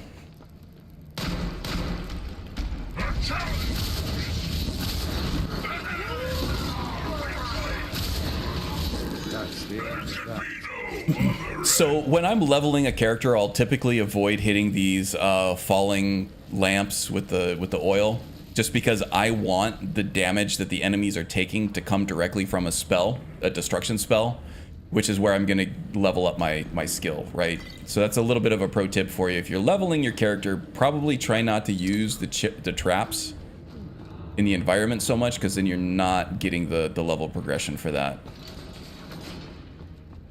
Especially for like offensive skills like one-handed, two-handed archery, and destruction, your most limited resource is going to be things to cause damage to, or enemies to cause damage to specifically. So you want to take every opportunity you can with every enemy that you can to pump them as full of your own damage dealing action as possible. Whew. Okay, I just got really hot and sweaty. I think I need to refresh my beverage, take a quick break, and maybe grab a snack or something like that. So I am going to put my be right back screen on, and then I will be right back, okay? Don't go nowhere.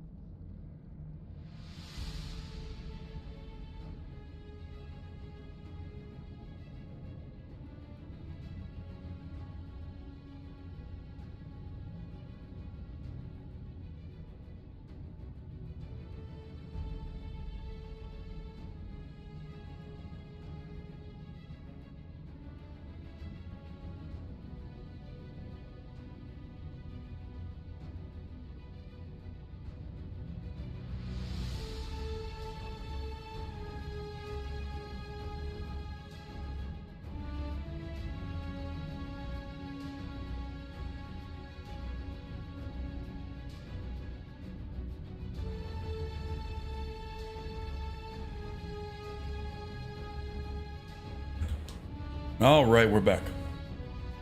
Get a little snack, a little bit of water. I think I'm feeling better. It is warm here today. Let me see what the temperature is like right now. We are in the Valley of the Sun in Arizona, just outside of Phoenix. This says it's only 98 degrees, but I beg to differ. You know, it's 98 degrees. Maybe it's just hot sitting right next to my PC here. 98 degrees is very hot, don't get me wrong, but we're consistently in the 110s lately. I think it was 104 yesterday. It's looking like it's gonna be 103 today. But I'm steaming my jeans, if you know what I mean. Almost 90 again here. It's only 15 degrees. 59 Fahrenheit. Okay, I was like, it's not 15 in in Fahrenheit. 59 Fahrenheit. Gotcha. Not in the northern hemisphere anyway. Yeah, I would take 59. Wearing pants? Yeah. Wearing some gray jeans. Should I model? Should I show off my butt for everybody? No, Mel's sleeping. She's gonna miss it. She would never forgive me if I waited for her to sleep before I started modeling jeans on stream. Poemer, let's see. Which Diablo build are you going to try to work on in Skyrim next? I don't know which one is going to be next, but I do have 3 ideas. So one of them is an arcane combat archer using the shadow spells from a triumvirate. So more like a shadow rapid fire rogue in Diablo 4. Another one is a barbarian that uses magicka as his rage resource, and then he can only gain magicka through his weapons, which have absorb magicka enchantment on them, and then he uses that magicka to do some kind of like brutal destructive spell. And then another one would be the Necromancer. I'm actually playing a Necromancer this season, and the Necromancers in Diablo 4 weave in like 3 different sub classes of Necromancers. So they have some Humomancy, some Osteomancy with bones. They have curses, which I think I can use some illusion magic for those, and then they also have raising dead, right? Obviously, you're not a Necromancer if you're not raising the dead. So I'm thinking of some cool ways to kind of explore all of those in one Necromancer build in Skyrim. So what I'm thinking is Magus actually did offer to do like a collab on a Necromancer build at some point, and I do want to take him up on that. It's got to be the right time, right? So I'm thinking like maybe do my own Necromancer so I can have like I can get my own knowledge up to a point like uninfluenced by Magus's stuff, at least insofar as I haven't been influenced already by watching his streams and stuff. And then go back and revisit it with Magus at some point, and then maybe produce a video that has Magus's favorite settings for a Necromancer, if he's okay with that. I think that would be fun to do. So yeah, Rogue, Shadow Imbuement, Rapid Fire Combat Archer build, Barbarian that uses magic as rage, and Necromancer that explores 3 or 4 facets of necromancy.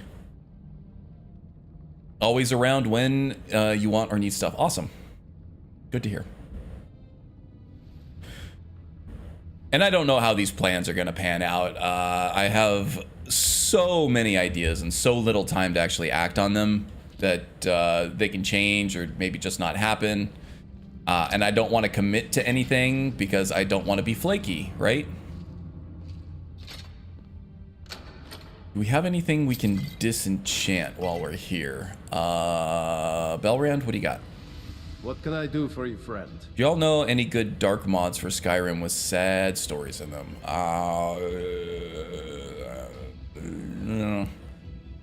Beyond Reach is pretty dark. Of course. It's got a lot of sad stories and takes on some very dark adult storylines. So if you're feeling moody and you think that would give you some therapy, then that would probably be the one that I recommend. I've not played through it yet, but the Vigilant questline seems like it can be pretty dark. I don't know about sad. All the sad stuff I'm thinking is actually more vanilla, with like Euchre's Monument and the Agent of Mara quest line, and some of the different ghost ones, like the 2 ghostly warriors that are being subjugated by a necromancer. I don't remember which one that one was, but it's off to the east of the map in Eastmarch, up against the Velothi Mountains. There's a necromancer den in there, and then that'll take you through a storyline that is kind of sad. Oh yeah, so Haster concurs with Vigilant being pretty heavy. Yeah, check out Vigilant and Beyond Reach. Ooh, I want those hunter boots. All right, all those enchanted items, and only 2 of them were unenchantable. I guess that's kind of the way when you're already level 100 enchanting and level 46 mage. Of course. The stuff you actually need is fewer and farther between every level.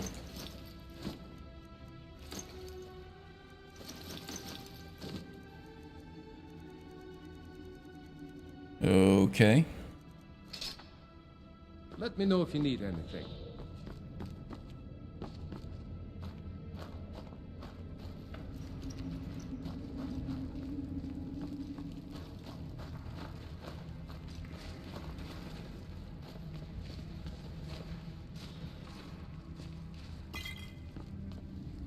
All right, trying to remember what comes up next here. Oh yeah, this is the big open area.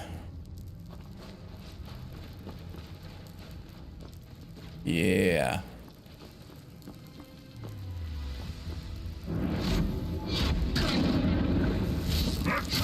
Archer. These probably aren't going to hurt me too much. Ebony Flesh should provide me enough defense against these low-level skeletons and their physical attacks.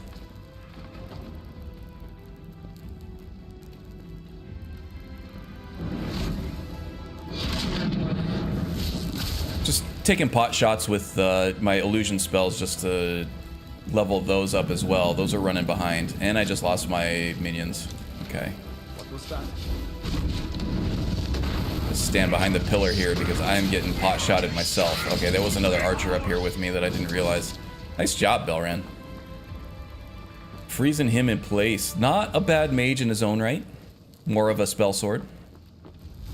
Oh, it got me in the foot. Look at that. Took an arrow to the knee. No! I used to be a mage like you, but then I took an arrow in the knee. Oh, we're good. It disappeared. Whoa! Man, that unarmored backpedal speed saved my life. All things considered. All things considered, yeah, I guess.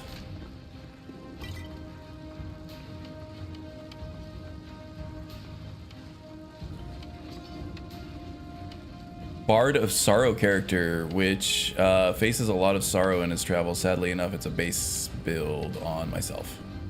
So undead aside, how cool would it be to spelunk ruins like these in Skyrim in real life? I don't know. I think that would be amazing.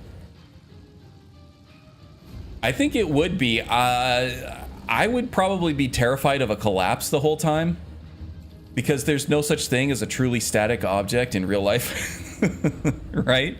But ignoring that, I think it would be absolutely amazing. In fact, I've played some Skyrim in VR before, and the atmosphere goes really understated, especially because especially if you play like third person, you end up looking down a lot because of an elevated camera. And first person, you have your eyes pretty much on the horizon the whole time. But you never really take the time to look up. In my experience playing on VR, looking up, you start seeing things that you never noticed before, like lighting and particle effects and like cracks in the ceiling and light rays and stuff that you'd never seen before. And like just looking up around and freely with like, you know, as much peripheral vision as your VR headset will allow, it is quite the crazy experience to be in a tomb like this, untouched by humanity for who knows how many hundreds or even thousands of years. It's quite the experience. I think it would be amazing as well.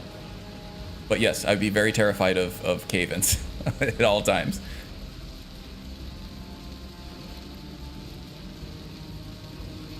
So my pure mage actually has a focus of having high movement speed with things like the Shadow Stone and the Steed Stone from classic classes. Yeah, so movement speed can be a primary means of defense, right? Just elusiveness in general.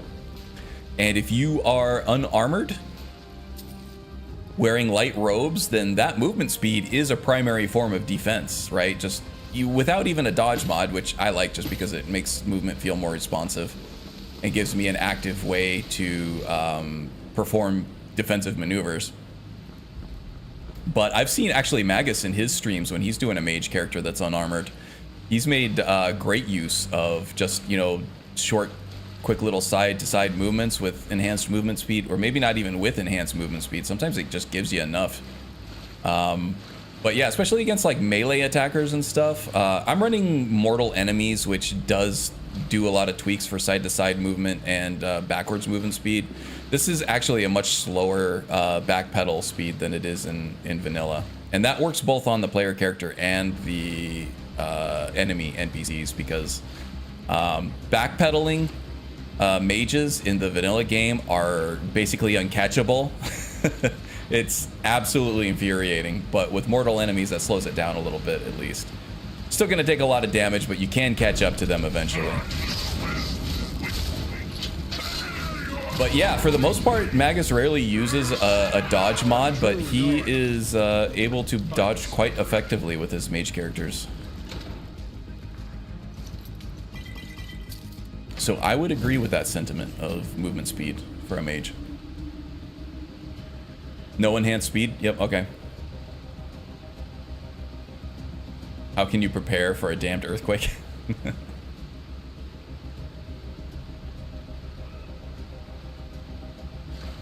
Or frost magic, yeah. Frost magic, that's another one that works both ways. If you're a melee warrior trying to get in on a frost mage that's backpedaling at the speed of light, you're gonna have a really hard time. You're probably gonna say a few curse words at the screen. But if you're a frost mage blasting a melee attacker that's trying to chase you down, then you're probably laughing all the way to the bank.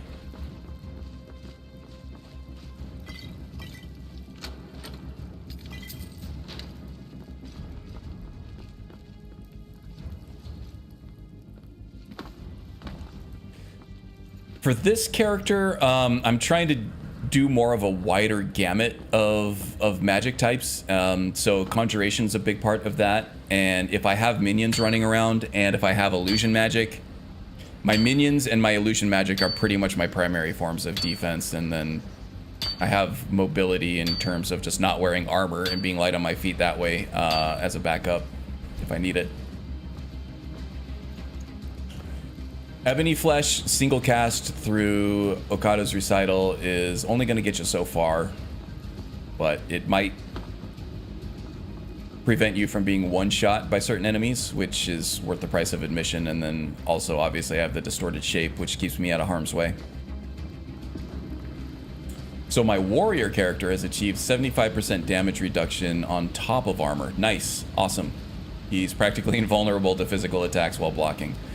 Yeah, and that's the way it should be. If you're blocking, I think you can get upwards of like 97.5% damage reduction on top of your armor. So above and beyond that 85% or 80%. It's either 80 or 85% damage reduction that the armor cap will give you. So blocking is always worth it for primary defense for warriors, right? I think somebody in the last stream commented that once you get armor capped out, it makes block useless. So It's not true.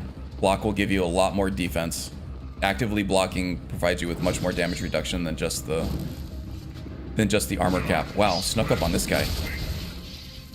And then in Ordinator, I think the very top 100 level perk in block is that if you perform a timed block and you have stamina available, that you will take 0 damage from physical attacks. You take no damage from attacks during a timed block as long as you have stamina remaining. There you go. So yes, you can be completely invulnerable with Ordinator as long as you're blocking attacks in a timely fashion, right? And that 1 second window it feels a lot more lenient than it sounds. 1 second is forever when you're actually in the thick of battle. Okay, we need Whirlwind Sprint. That might actually still be active from when I was just up on, no. Yep, there it is. When I was just up on Throat of the World. All right, here we go. Ready?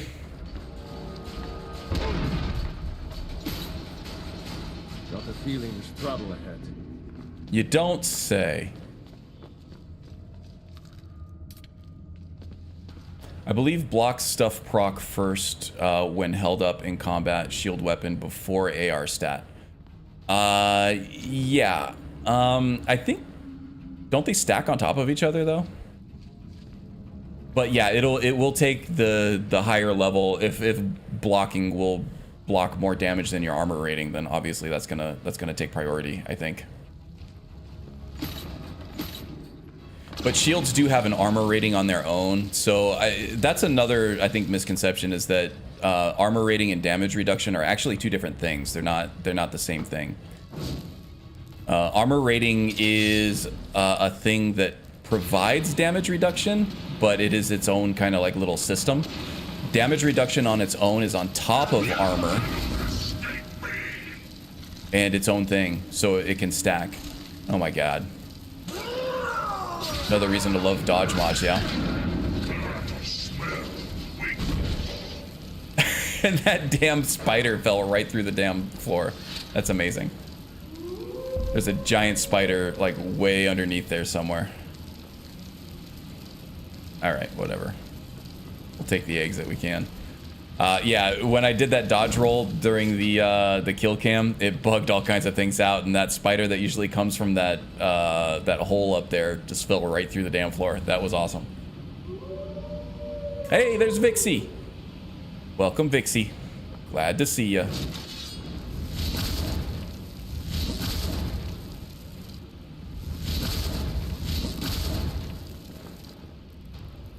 Vixie is sick of this Arizona summer heat as well. I was just telling the audience earlier how I was steaming my jeans sitting next to this computer over here. By Isnir, that's impressive. Yeah, I've got block armor and... But shield stuff higher you will go... will get negated for... okay. I think you two are nuts for thinking that. Well, we probably think you're nuts for similar reasons.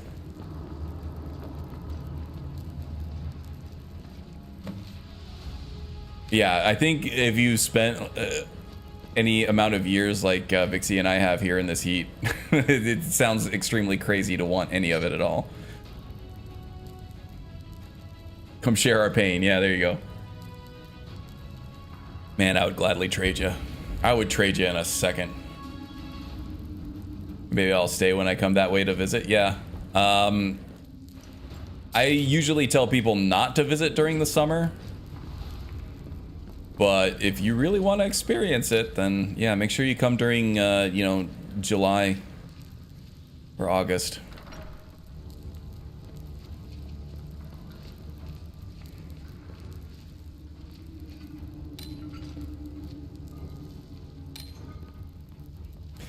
I feel like Magus has just the right amount of piss and vinegar, though, that even if he did melt and have heat stroke and everything, he would still insist that he liked it better than what he's got out there.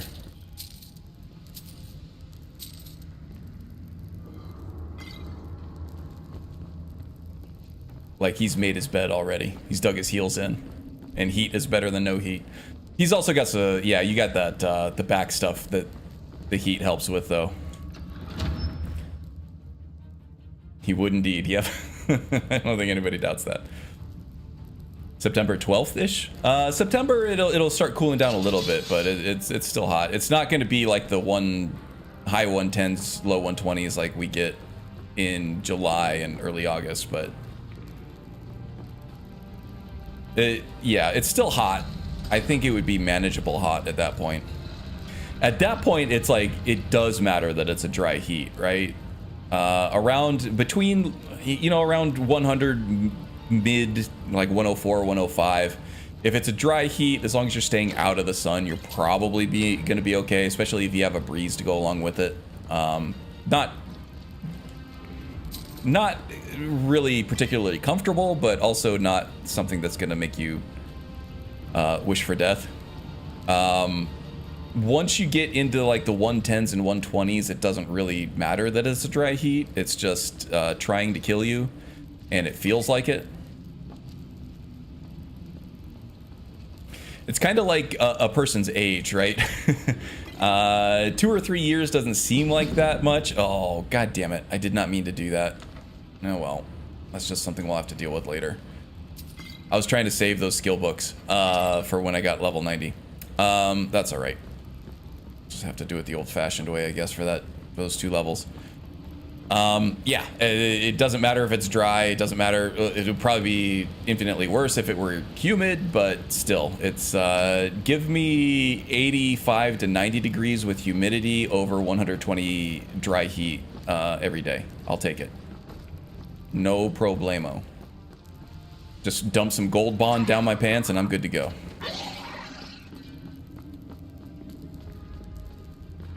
I tend to handle the extreme cold a lot more than the extreme heat. I went to visit Iceland, and that was well below 0 the entire time. We were in late November to see the Northern Lights. We spent a week there. It was the coldest I've ever been, but I still would prefer that to 110 plus degrees here. True story. No one likes duck butter. Indeed. That was in response to the gold bond comment. Yeah, I did also visit my brother. He was stationed in Hawaii for the Navy, and I went and visited him. Beautiful weather there. It was like mid 80s the entire time. I was wearing shorts and flip-flops, and it was just super comfortable. But it was also very, very humid, and I have never experienced chafing in my lower body like that before, and we had to make an emergency trip to a Walgreens so that I get some gold bond and just pour that shit right down my pants. Instant relief, and it also kind of, you know, dries up your skin so it doesn't rub on each other on itself as much. And yeah.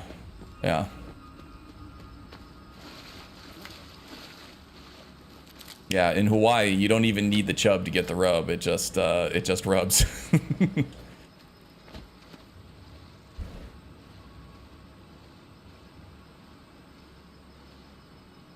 Yes, that is ball sweat.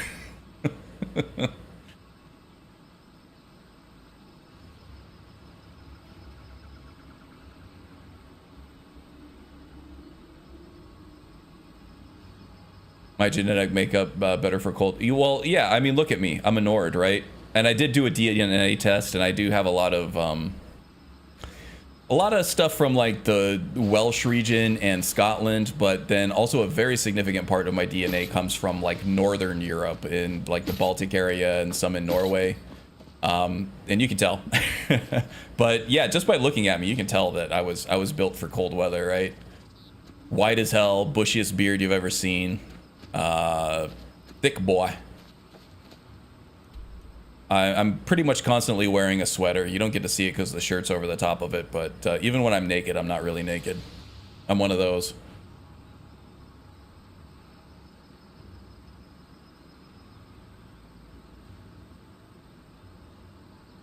Yeah, you need those electrolytes. Those are important.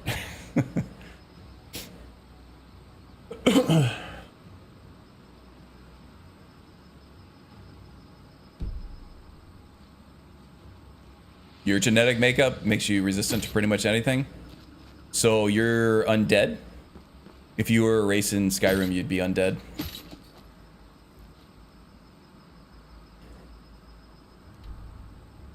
Above 40 for shorts? Saying you actually wear... Magus is having a conniption about the pants in the chat. He just won't stand for it. We all got to pick our hills to stand on, don't we? And for Magus, it's pants. Or lack thereof.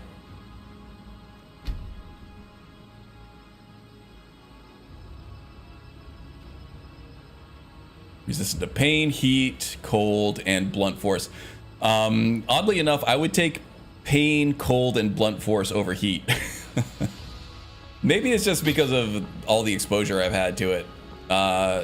Just me being sick of the goddamn heat all the time. Actually had like a $440 electricity bill, and I'm only in a 1,100 square foot house. It's a small house. It doesn't take a lot to cool. But the AC is running constantly last couple months. Highest electricity bill I've ever had. The most power usage I've ever had. Yeah, it's been rough, and it's not even really cooling down at night much. I'm the innkeeper. It's my business to keep track of strangers. Yeah, over the last couple months, it's been like 100 and above overnight, and now it's in the 90s. Sometimes it'll dip into the 80s if we're lucky. But we're good. As long as we have the AC. I hope that doesn't go away. Attic room, eh? Well, we don't have an attic room, but you can have the one on the left. Everyone here wearing any type of long pants, take them off, meow. Okay.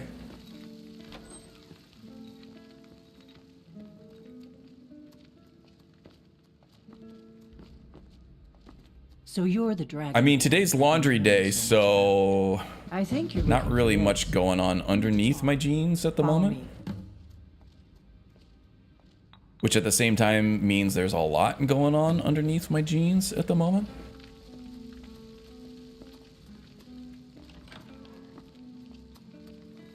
Kidding, kidding. I'm just wearing dirty underwear. Much better. Close the door. Oh, geez. This is the only time you care about that. Now we can talk. Even though Belran's just going to open it back up again immediately. You've had more than enough. Besides, you still haven't paid for the last one. I'll find some coin for you. I always do. Until then, I've no ale for you.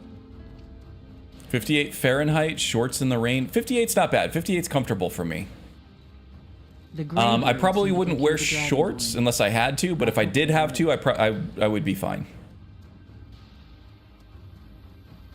I always assumed most of us who stream just never wear anything when we're live to below the waist. Right?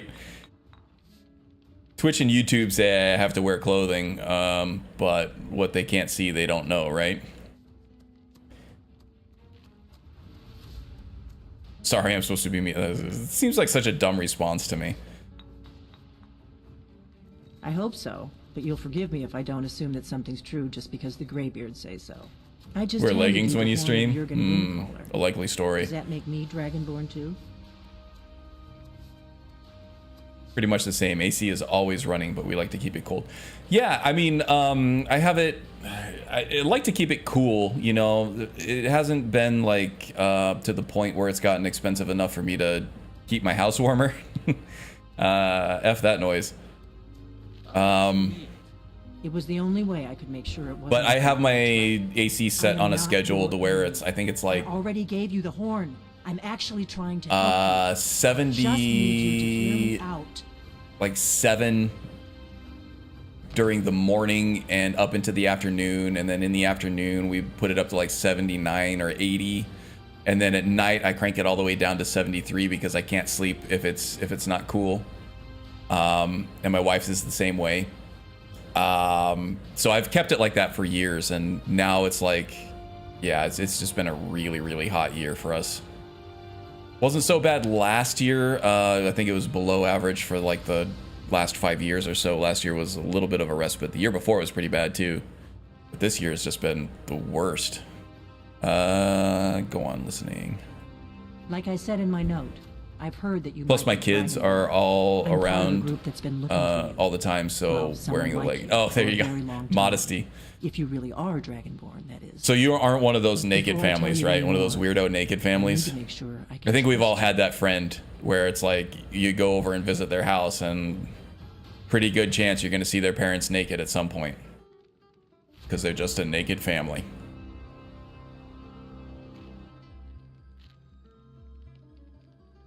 Let's see. I don't need to prove anything to you. I'm done here. If you don't trust me, you were a fool to walk in here in the first place. Well, not really. I have lots of bodyguards. I'm not trapped in here with you. You're trapped in here with me, lady. I knew the Greybeards would send you there if they thought you were Dragonborn. They're nothing if not predictable. When you showed up here, I knew you were the one the Greybeards. If without AC, would you sleep with the window open? See, that's ouch, right in my repressed memories. Ireshot knows what I'm talking about. Welcome, Ireshot. Good to see you, by the way. Hope you're doing well. Yeah, and like even now, it's like we have friends. I know it's a novel concept these days, right? We have friends that we go hang out with every once in a while. I play in a volleyball league. We remember what most don't. Like every Thursday or whatever, and we've been playing with these people for years and years, and like a lot of them were like my wife's co-workers, and we've all kind of split up and moved on professionally since then, but we're still friends. We still hang out once a week. And one of them got married and had kids and were talking about everything, and it was revealed that they're actually a naked family, and I've never looked at them the same way again because it brought up, like Ireshot said, all those repressed, traumatized memories of visiting your friend. It turns out they're a naked family, and you see their naked mom or dad or uncle or whoever running down the hallway thinking there was nobody else at home. Let's just wear clothes. Is it so hard just to wear clothes when there's other people around? Come on, people. Don't be the naked family. The McPoyles from Always Sunny in Philadelphia. Not quite naked, but, you know, close enough. This is no time to play the reluctant hero. You either are. Yeah, thanks for the shout out, Haster. That's awesome. But I'll see for myself soon enough. Ireshot has a great channel. She streams all the time, actually. Usually later in the afternoon here, so significantly later than I usually stream. But during the week, mostly. And she streams all kinds of, you know, Wabbajack. She's working on her own Wabbajack. That seems to be going really well. Just a very chill, fun stream. Highly recommend. Let's see. So what's the part you're not telling me? Let's just get through this. We've been through this. Coming back to life. A ton. I'm from Montana, so you have to wear clothes here. It's against the law to be naked in Montana. Now something's happening to bring them back to life. It probably gets cold enough. I need you to help me stop it. You don't want to be naked.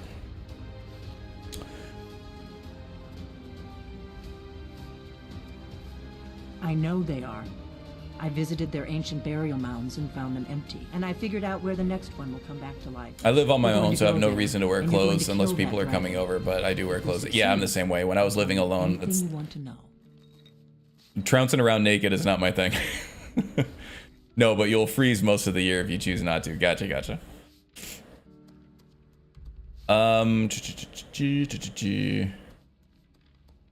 You know how crazy this sounds, right?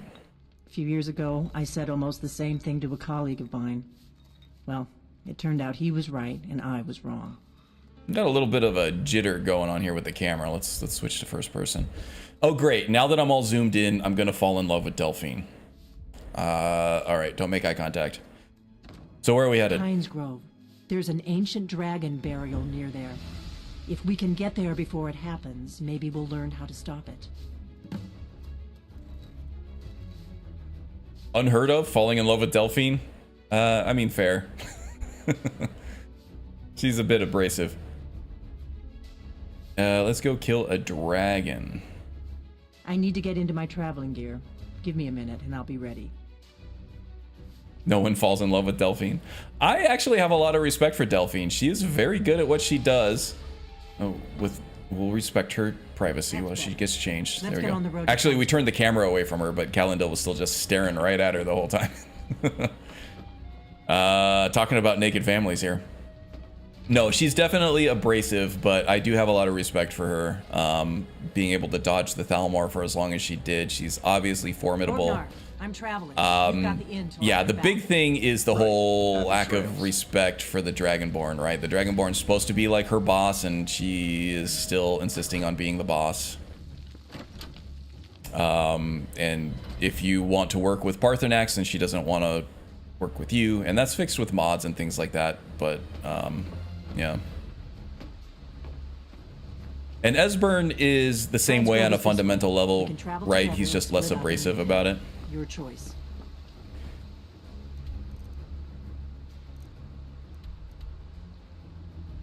Hi, Hrothgar. We'll go meet her there. What else do we have to do that's more blasting than it is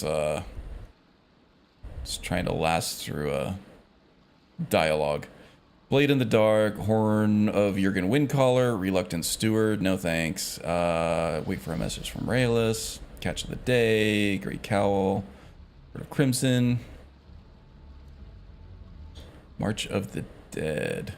We could go do March of the Dead. Oh, we gotta go rescue poor Fruki has been trapped in Felgo Keep for like weeks at this point. Let's go save Fruki. She likes to be in charge. She does.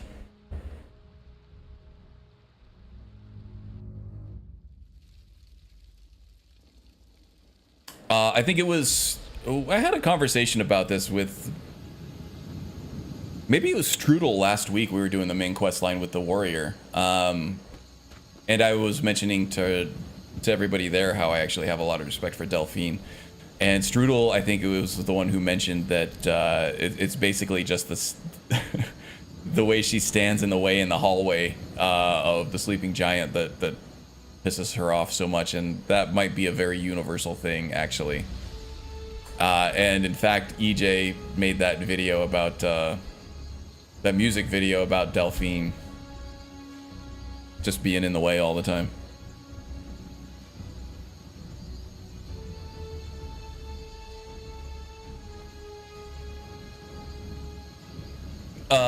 Yeah, I wouldn't say Delphine is stupid.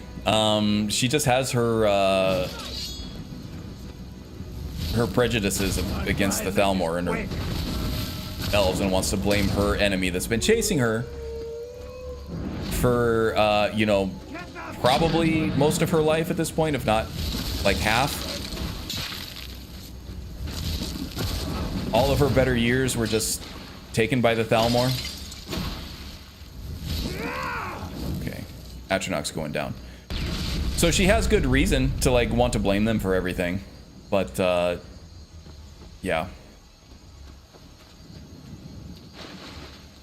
When the evidence is clear... Ooh, I need the goldfish. There we go. When the evidence is clear and present, like right in front of you, and you're still like, yeah, insisting that that's not the case, I can see how that could be construed as stupidity. But I would say she's obviously not stupid if she's eluded the Thalmor for this long. Unless the Thalmor are even more stupid.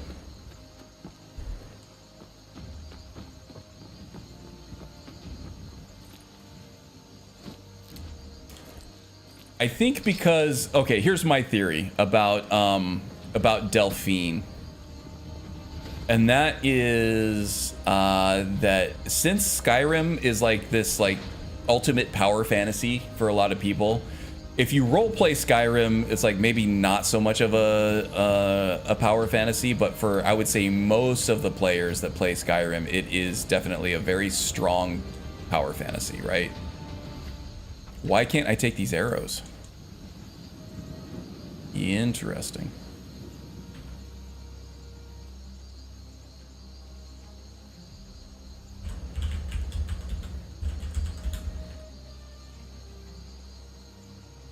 Yeah, I can't pick them up. Weird. You can pick up the bow. Can't pick up the arrows. I don't know. So yeah, because it's a power fantasy, people run around feeling like they're a god, right? Because basically, in terms of like power and strength levels and what you can do to NPCs in this game, you are a god for all intents and purposes, right? So when somebody gives you just a little bit of disrespect, doesn't respect you, or a little bit of abrasiveness in this game, it's like it grinds your gears even more than it would like a person in real life. Even though that is really annoying, you're not going to have a lifelong vendetta against an abrasive boss, most likely, that you only have to deal with for like a few months before they move on to something else, right? And like people hate Nazim for the same, like you don't even have to interact with Nazim at all, but just because he gives you that little bit of condescension, that little tiny bit of condescension about not being going to the Cloud District very often. Oh, people hate him. They will kill him in all kinds of different ways just because they disrespected him just a little bit. Now, your life, soul, and blood is mine for eternity, Nazim. You disrespectful plebe. So I'm thinking that's probably where some of it, at least, is coming from. People's shortness with Delphine. I feel like she has to be thorough. She has to be extremely, like, focused on what she's doing, even paranoid, and probably not much in the way of pleasantries, right? That's just how she's been conditioned to be because of her situation with the Thalmor and the Blades.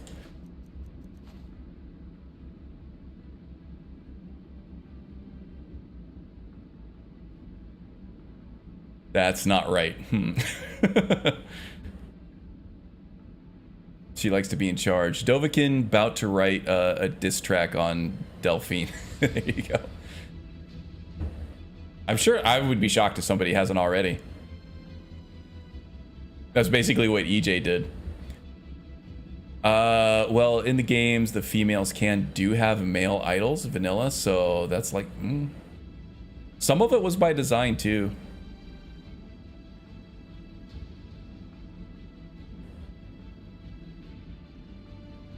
Well, I feel like even a female in that's been raised in a military setting is probably going to start taking on more like masculine poses and things like that. I think that's just normal. If there's no other female sort of like prototype to go off of, probably gonna have more masculine movements, I'm guessing.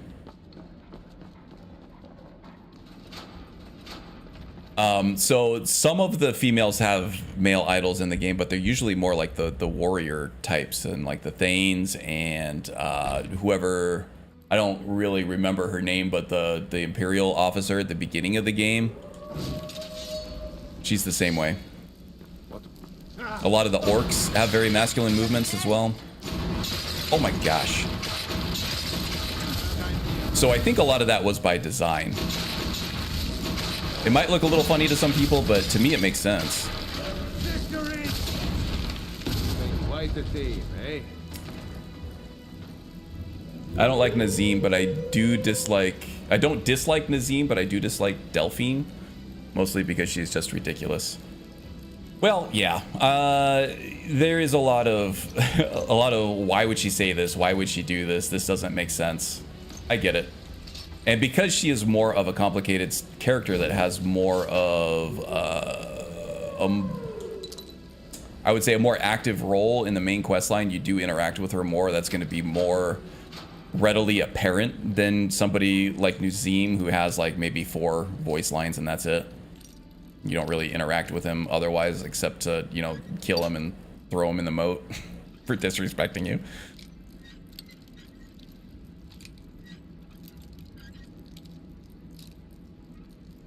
If I had all that steel armor on, I'd probably walk that way too. Yeah, that's another thing. The bulky armor. Put your arms out away from your body. Wolf Daito. Cool looking sword. a little heavy for the value to weight ratio, but I do have Belrand here, who has a bottomless bag of holding, I guess. Hey, it's the Mr. B. Welcome, welcome, Mr. B. Of course.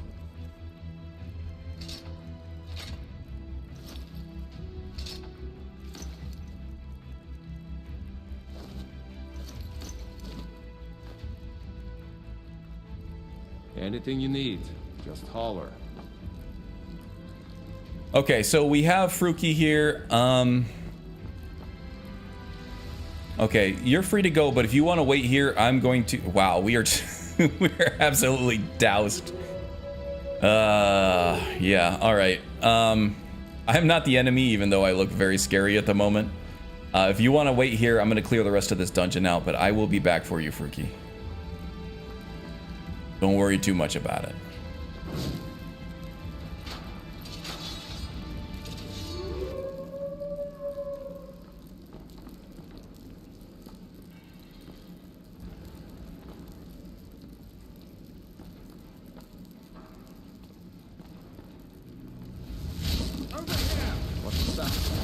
Over here.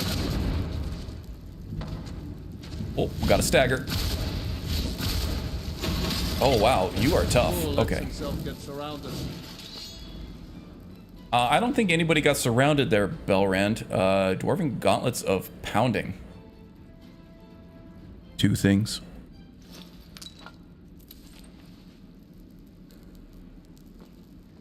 Seem a little bulky, maybe, but to each their own.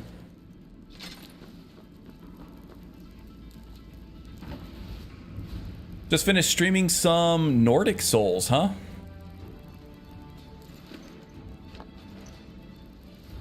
Seems like a good one that people like. That's a mod list, yeah.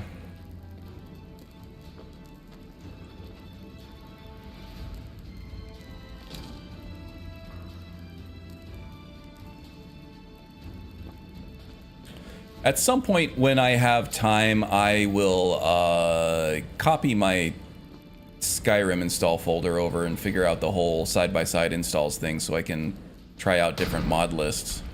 That'll be a fun day.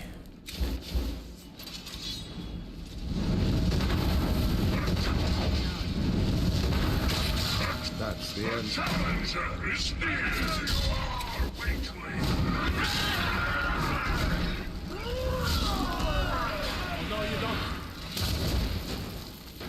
We got a necromancer here, huh? Oh, somebody killed the necromancer. Oh well. Okay, when I do get serious about leveling some of these skills, I think I have to re-evaluate my my tactics a little bit here, because if I want to level up destruction, it's going to be slower if my minions and followers are taking up all the hit points that I need to level my destruction spells or my destruction skill. So at some point, I'm probably want to raw dog it without any minions or followers or anything, so I get all of the hit points for myself. We'll see how that goes. I could probably manage it with distorted shape and illusion. I think I'd be fine even on legendary difficulty at this level anyway.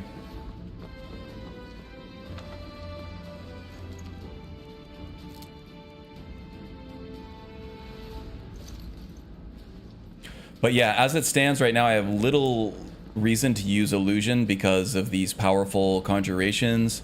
Belrand does a lot. He's got his own conjuration, and now there's just, you know, too many pieces on the board that there's not enough for the one piece to actually get any action.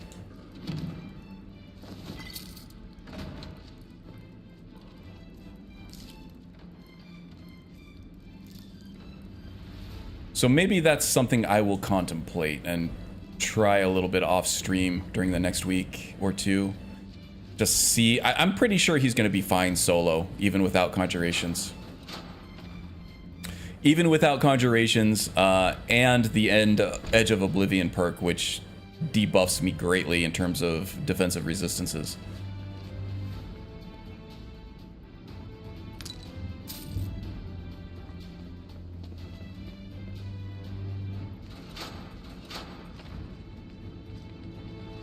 me see here. It's a good one my system can handle. Yeah, that helps. So there's a mod which makes the Imperious Nords less racist. It changes their leveled feature. Oh, okay. I gotcha. The, yeah. The, that's funny. I've never interpreted that as Nords being racist before, but it does make sense. The different races that you get bonuses to for attacking at each level.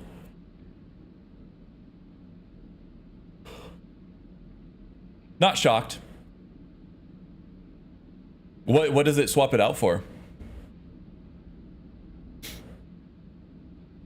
You should get armor or robes that make you look like King from chess. I've got so many pieces on the board. If you got so many, yeah, a king or even a queen. We were talking about mismatched idols. I can make that work with PCEA. That might be fun.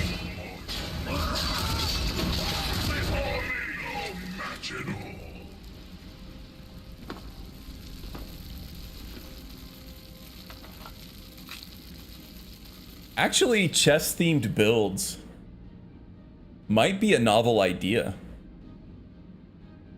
You got me thinking now, N King.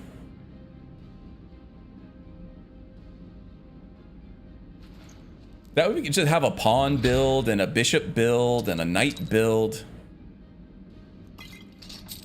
That would actually be pretty cool. That is a, it's kind of, I know you're joking, but that would be an awesome idea. What can I help you with? Of course. I'm digging it. I'll write it down in my journal.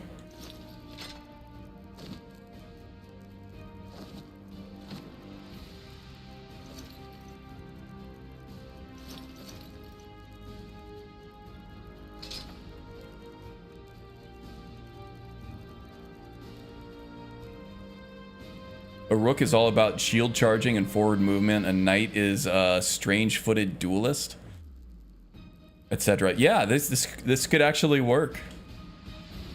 Let me know if you need anything.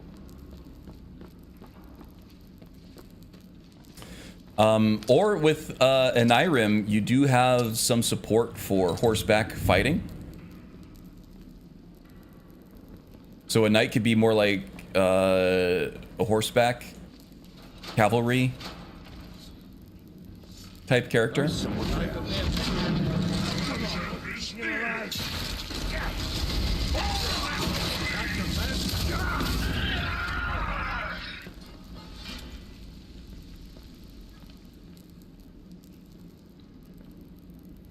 Kind of a cool idea.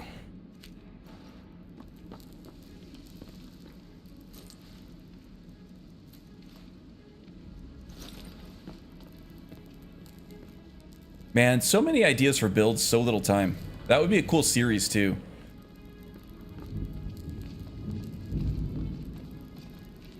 The problem is, like, it's hard for me to stick to a build series for very long because I start wanting to explore new things, and that would work better as just like a contiguous series, right? Of all those builds consecutively in a row, and I burn out on that with the Oblivion builds, even though I'm getting back to them with the basic builds now.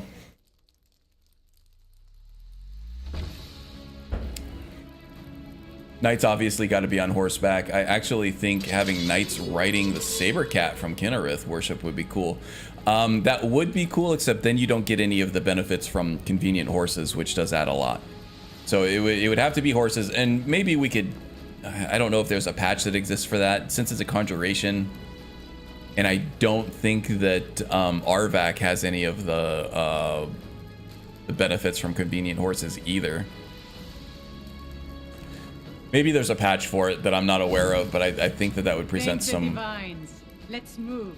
fairly complex challenges. Because of the way the scripting and stuff works on persistent characters. I don't know. Maybe it's possible. I'm sure it's possible. It's just, it might be very complex and very challenging.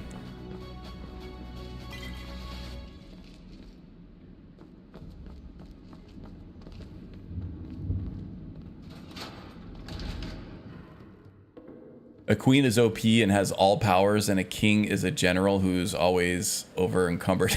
Yes, that's great. That would be awesome.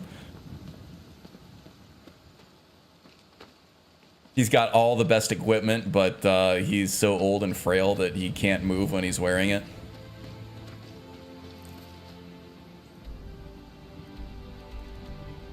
That'd be a pain in the ass to play, but freaking hilarious to see as part of a build series. Okay, where are we going? We gotta lead Fruki back to Whiterun. I think she's going to Whiterun. No, she's not going to Whiterun. She's going back to Callie. Where the hell am I going? Back to Dawnstar. Wow, all the way back up to Dawnstar, huh? Well, that's actually not too far away, but it goes through this fort here. Do I want to risk her? No, let's take a carriage. We'll all take a carriage. I'll spring for a carriage so we don't have to put you through another dungeon. Sound good, Fruki? I may be a high elf, but that doesn't make me a bad guy.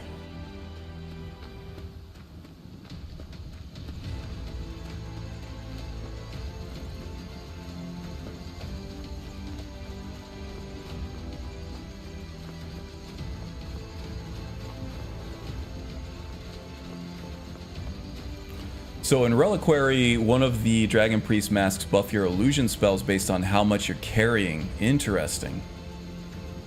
I gotta try out Reliquary at some time. It seems very nuanced, and I like that. Sounds like it touches more than Zim's does too.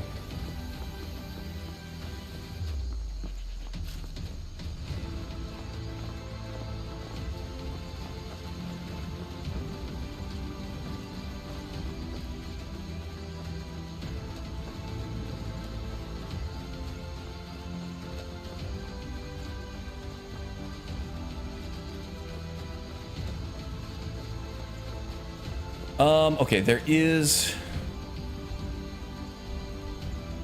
the Heljarkin carriage stop here. That's the closest one. I was going to go all the way back down to Whiterun, but this is so close. What am I going to encounter on the way? I see some stuff moving up in there, but with the depth of field and the lack of light, I can't really tell what it is. Oh, it's a giant.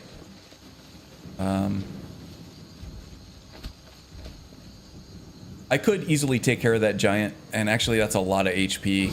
That's a lot of hit points for my destruction. Sorry, giant. I know you're minding your own business, but... Fortify destruction spell on this guy.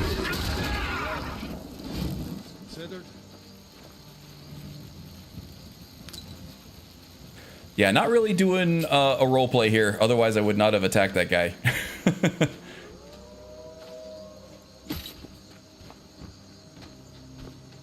Karn, I have linked North England and Scotland, very proficient in cold temperatures. What can I do for you? Yeah, the whole United Kingdom area, right, is known for it being damp and of course cold. Sounds like my kind of place. I've had more than enough sun to last me a lifetime. Born and raised here in Phoenix area, Arizona. I hate attacking giants when they're just walking. Yeah, I feel bad about it every time.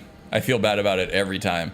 Is there anything else? I mean, if they were like openly hostile all the time and they would attack you on sight, then I wouldn't feel bad about it. But the fact that they kind of just want to be left alone and aren't really like too interested in actually like killing you.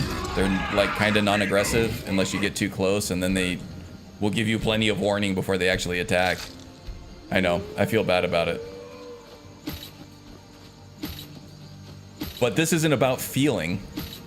It's about that sweet, sweet destruction progression.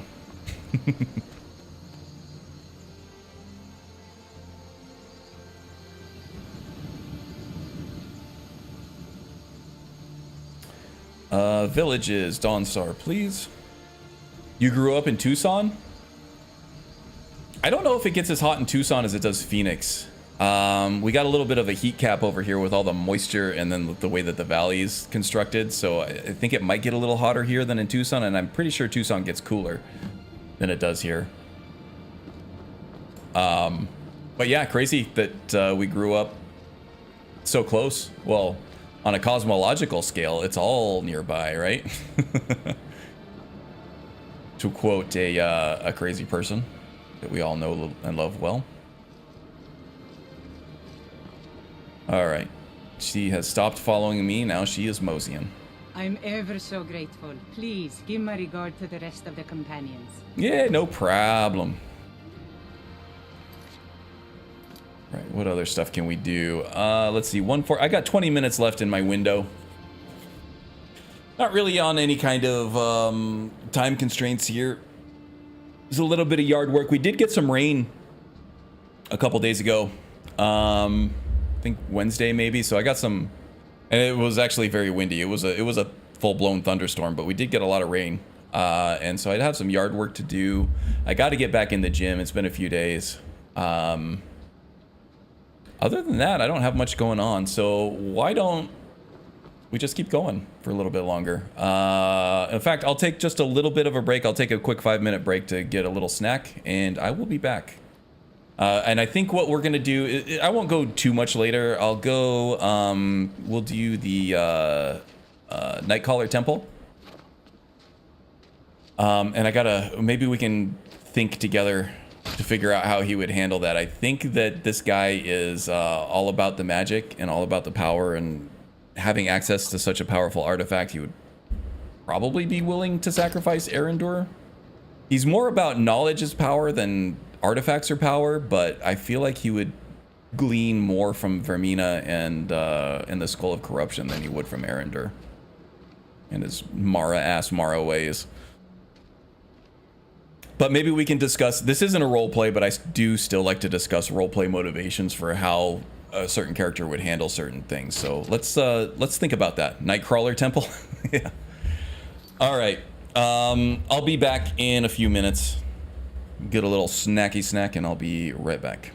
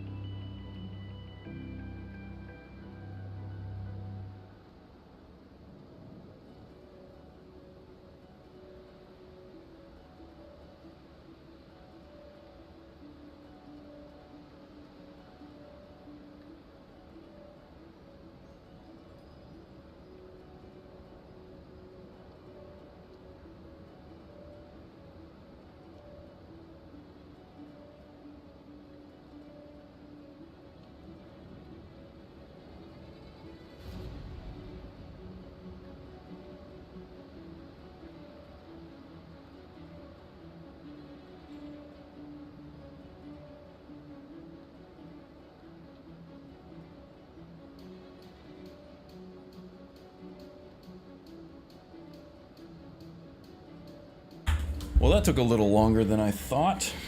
I had to take care of my dog. She's been having some incontinence issues lately. She just turned 14 yesterday. So now I just gotta give her lots of potty breaks, you know?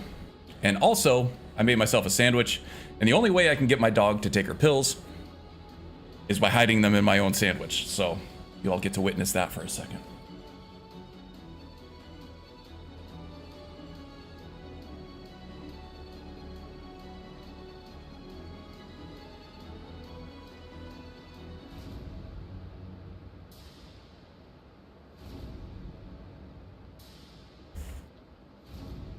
The volume in my headphones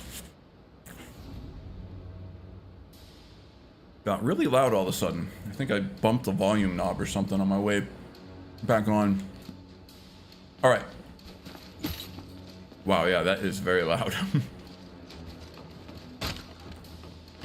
Go talk to Arender, get this thing kicked off.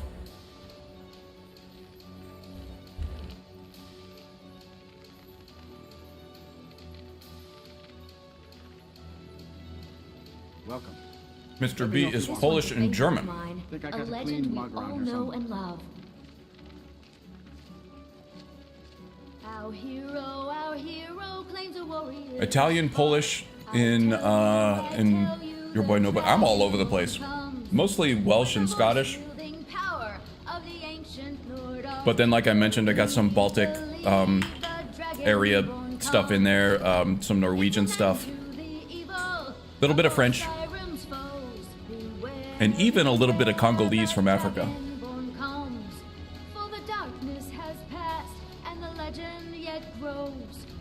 My wife, when we took the DNA test, her entire DNA comes from one county in Ireland. So she's more of a purebred, and maybe that's why she can't bend her toes. Too much intermixing of the genes over there. Welcome back. Thank you, Wind.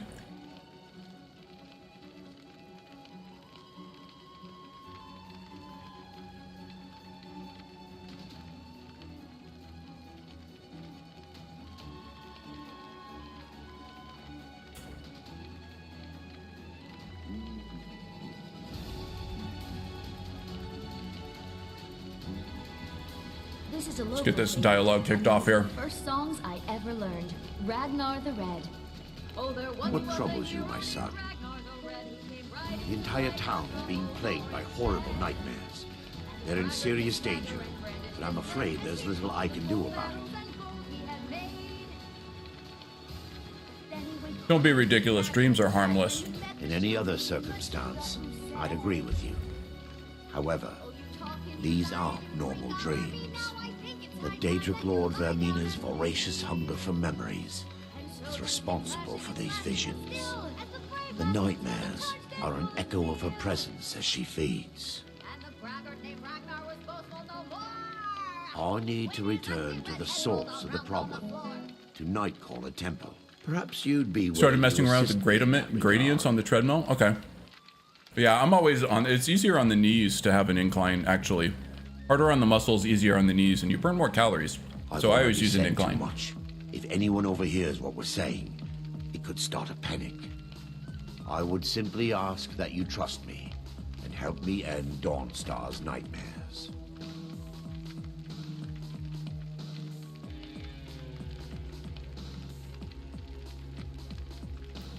All right, bro. How can I help? Wonderful. My Lady Mara will be quite You throw this pleased. stuff away real quick. I'll be right back. Nightcaller Temple is only a short walk from Dawnstar. Come, we must hurry.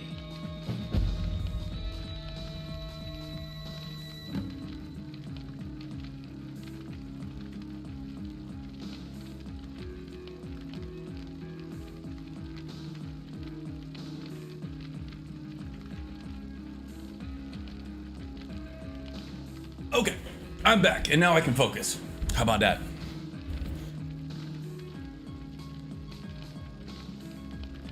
Four miles an hour, 10 to 20, 10 gradient. Yeah, that's pretty steep. That's steeper than what I do. I usually have mine set in between like 1.5 and 3.5, and that's usually enough for me to like not have to deal with like constant shin splints and stuff like that.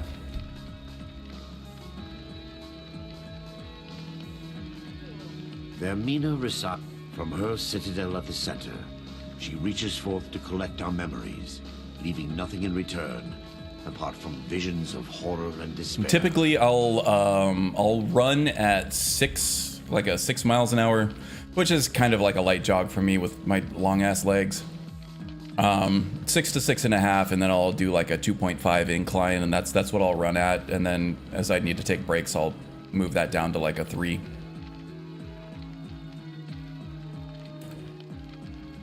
Who can say? Perhaps she collects them for display like works of art in a nonsensical art gallery. Whatever the case may be. Okay, so this coming up Nightcaller Temple run will it poses some challenges. It has some really tough enemies in it. So this will be a good test for the build. I think we're dishing out enough damage now that we should be able to take a lot of these guys. And then of course the fight at the end with Arender's old buddies, that puts you in a kind of a unique situation where you're already kind of trapped and in close quarters. So it's a little bit harder to set up your offense, especially as a mage. You just want to make sure, or any kind of glass cannon build really. Follow me. It's this way. I want to make sure you're not getting just smoked right away.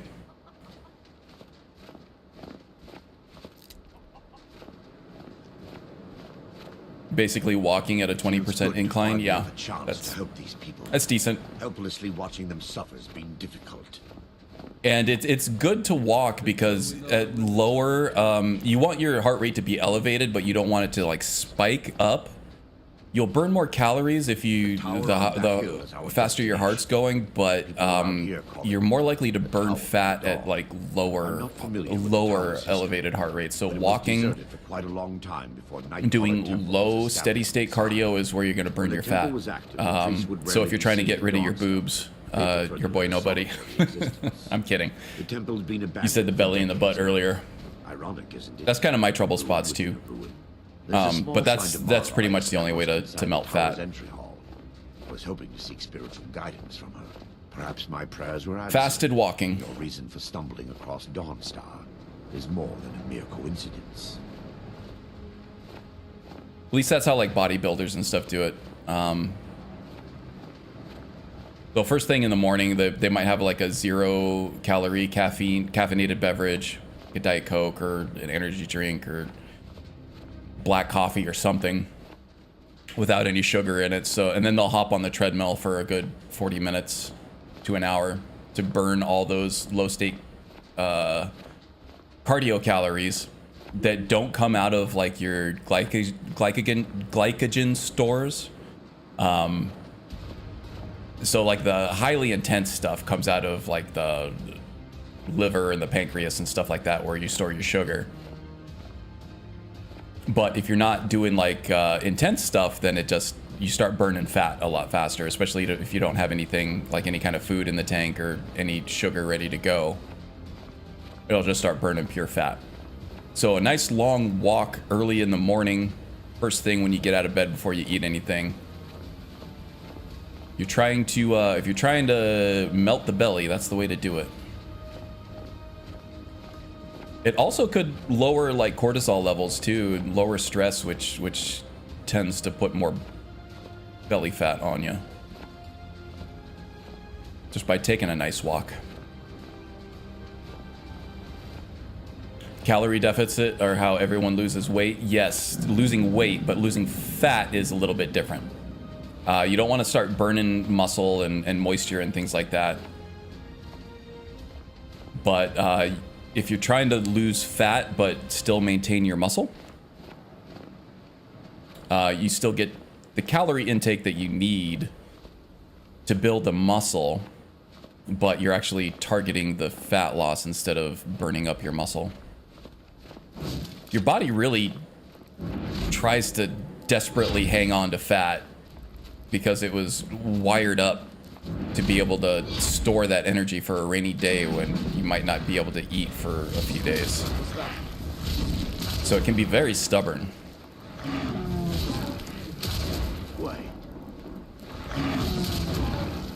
And yeah, if you're just trying to lose weight, but you don't really care if it's coming out of muscle or moisture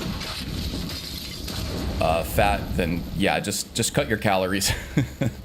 create that calorie deficit. It's gonna be a much more efficient use of your time to do a higher intensity workout. You'll burn a lot more calories that way, but it'll also score your muscles a little bit. So you're going to be craving more nutrients to repair those broken muscles and recover the damaged tissue on your body. So if you're doing intense workouts, your hunger is going to be elevated as a result. If you're doing low level workouts, you're not going to spike either your blood sugar or you're not going to dip your blood sugar or create damage to your muscles that needs to be repaired. So you're not going to have the same appetite if you're not working out intensely. Now the real secret is how to balance both, because you want to build muscle, and in order to build muscle, you got to damage it. And when you damage it, it's going to need to recover, and that's going to make you hungrier. You're going to need the nutrients for that. So you kind of want to stay high protein and limit your carbs and your fat for that. And then for burning fat, you'll still want to do the fasted low steady state cardio, so walking in the morning. And then your high impact intense cardio workouts are like really good for your heart because they lower your resting metabolic heart rate, and that's going to make you less prone to like heart attacks in the future and stuff. Your heart only gets so many beats and then it just stops. So if you can spike it momentarily, it'll slow it down more permanently,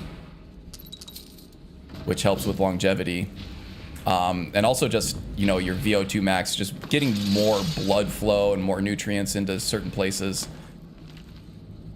You know which places. It was going to help you out with general health. So I wouldn't say stop doing your high intensity cardio stuff, but low intensity stuff is important too. This way, my son. Rotting wood, perhaps. Trying to follow you, Arender. In all of your wisdom, you can't get behind you can't get around a damn podium. Your brother's a personal trainer? Nice. So he knows. He knows. I'm just sitting here mansplaining you everything that you already know. But it may be generally helpful for other people in the chat too.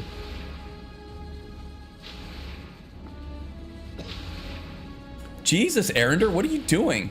Maybe I can knock you off track over here. No, can't really get a good... No, I can't get through him anyway.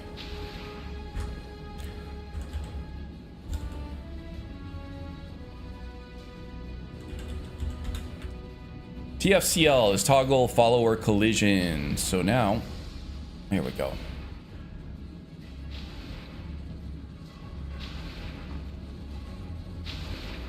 He wants to go back outside. I see. He followed me in here because of nethers.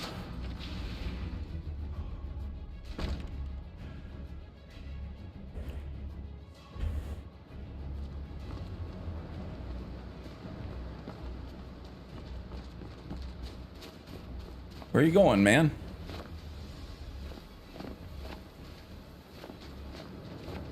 Hey, man, where you going? Okay. He's going to do his little scripted thing where he walks up these stairs. He's going to stand by the door and say, okay, before we go in there. Before we enter, I must warn you about the dangers that could be lurking within. Years ago, this temple was raided by an orc war party seeking revenge. They were being plagued by nightmares. No pressure points and can use a couple of them. Interesting. A little scary. No. Knowing they could never defeat the orcs, I did Kung Fu for a few years in college, and we went over a few of those pressure points. Some of them do definitely suck to be poked in. Or worse yet, even hit in. I'm concerned that when this place is unsealed, the miasma will dissipate. There are a lot more than you would think, actually. Both orcs and priests alike. Once we get inside, all will become clear.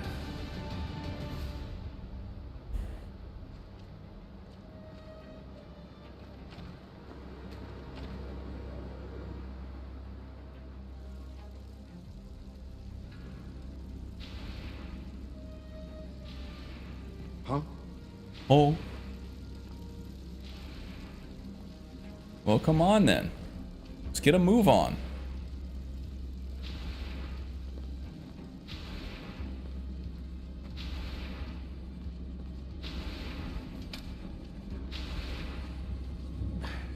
Give me just a moment, and I'll Yeah, have this yeah. open.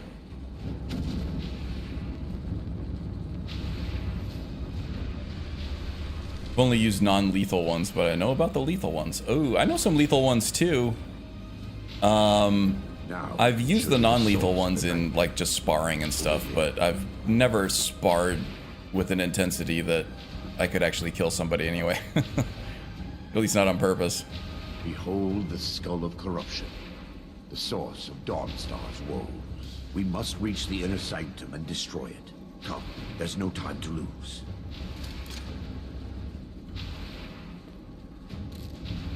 So there's the temple, there's the carotid artery, there's a floating bottom rib that you can use to puncture lungs.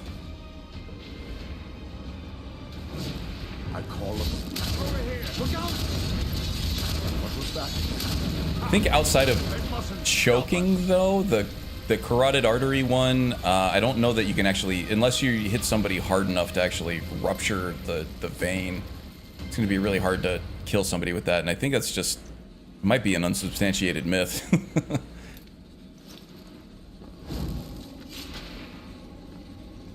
Had a forum group that was European Women's Champion of Karate's. Nice. Karate's cool. Impossible, actually. I was thinking about joining just like a casual fitness class to learn the techniques or whatever. Maybe more traditional as well would be cool too.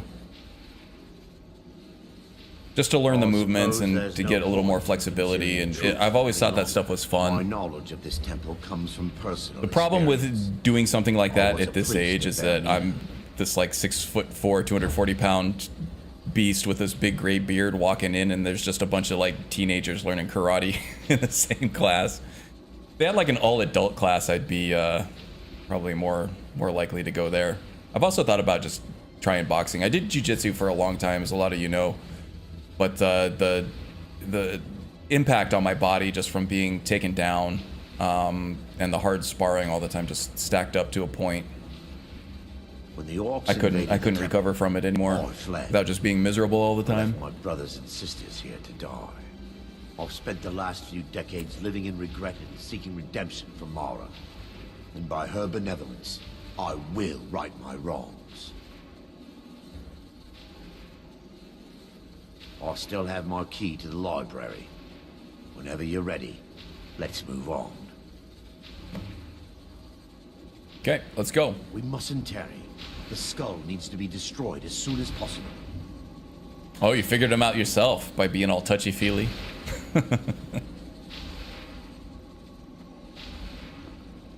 No, in jiu-jitsu we did learn the one about the bicep. They go all along the arm, like where there are either nerve bundles or blood vessels. It's just up here. The bicep one does hurt, but it's not going to end a fight. It might. We're certain to find more of the awakening. It might get somebody off of you with a headlock or something. The same with the one on the thigh. There's one around the liver and also in the solar plexus, where if you get them just in the right spot, that will end a fight. That will knock them down, if not out. And you see boxers and MMA fighters target that every once in a while. Done.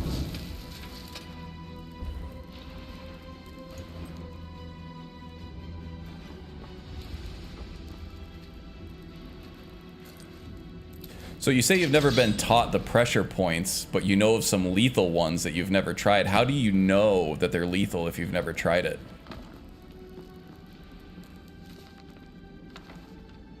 Huh? Answer me that one. Look at this place. I've seen better workmanship from Nord children only 10 winters old.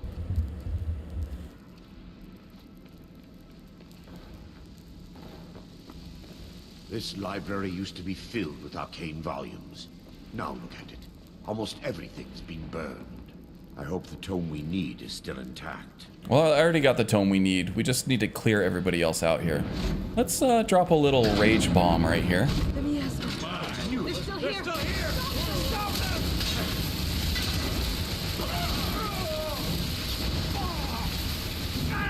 You're pathetic.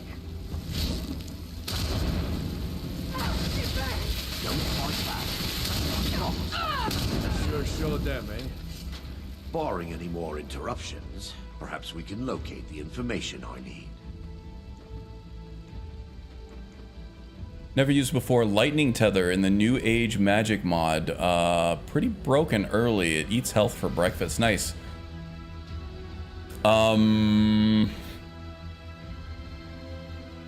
Lightning tether, New Age magic mod. We're looking for a book of alchemical recipes. I don't know if I've heard of that one. I'll have to look into it. Dreamstroid.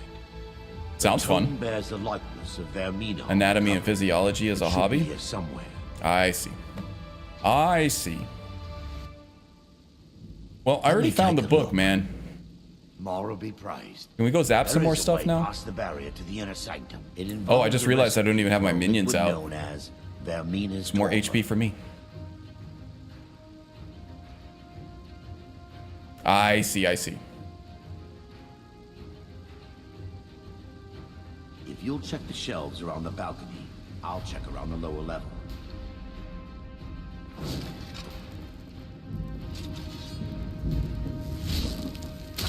I already found it. He's still looking for that damn book. What was that? Defilers! Kill the defilers! Your face is a defiler.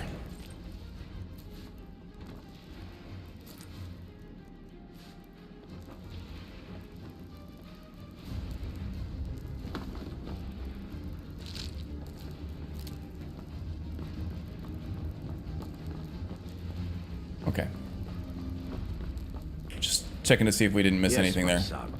I think we're good. What is it I can help with? There's also a hidden chest over here somewhere too. Where am I missing that? Is it over? No.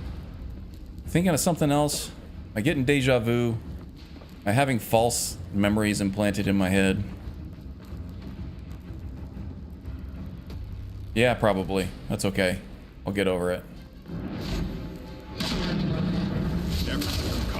Come on.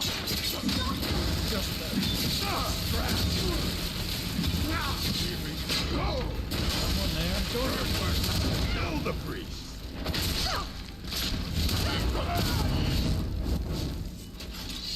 Arcanum is what I meant. Yeah, I thought that sounded familiar, James. I was trying to remember what the rest of that Arcanum spell mod was called. And yeah, it is New Age of Magic, I think.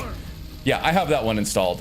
There are a lot of really, really cool, very interesting mods that you can build an entire character off of, like an entire playstyle off of.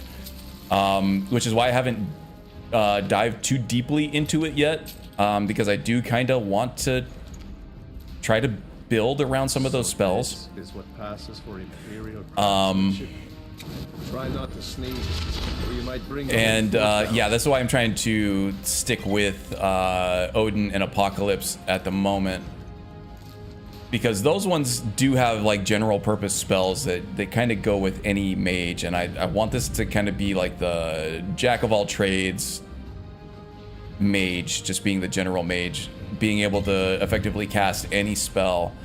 And have a reason to actually switch between them and have a reason to actually cast different spells in different situations. Whereas the Arcanum and Forgotten Magic redone, they really take over a build, and those things end up being so strong and so nuanced that you kind of just want to use them as much as possible.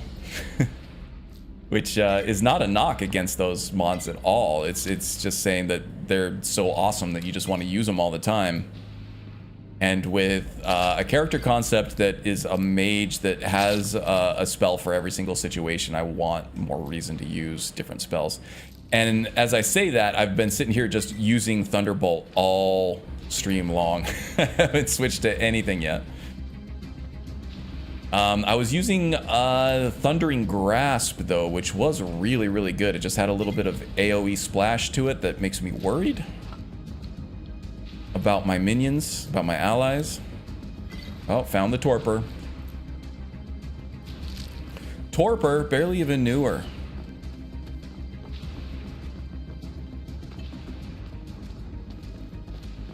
It's also just an apprentice spell, so you can get it early, huh? It also works with Kitty Tail's elemental retexture. Nice. Of course. I'll drop some stuff off with Belrand here. Avoid the cucumber as much as possible.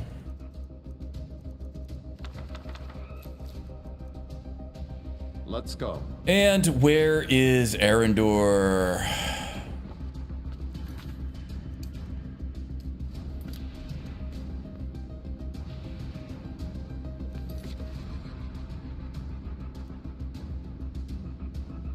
Locate the dream. Oh, he's still looking for the dream stride, and now I've already found the Torpor. Okay.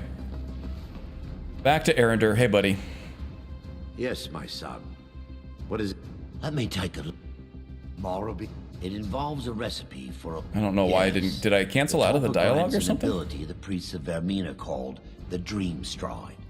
Using dreams to travel distances... Know enough about magic to know that it is indeed possible, especially illusion magic. We're a bit of a dream mage ourselves.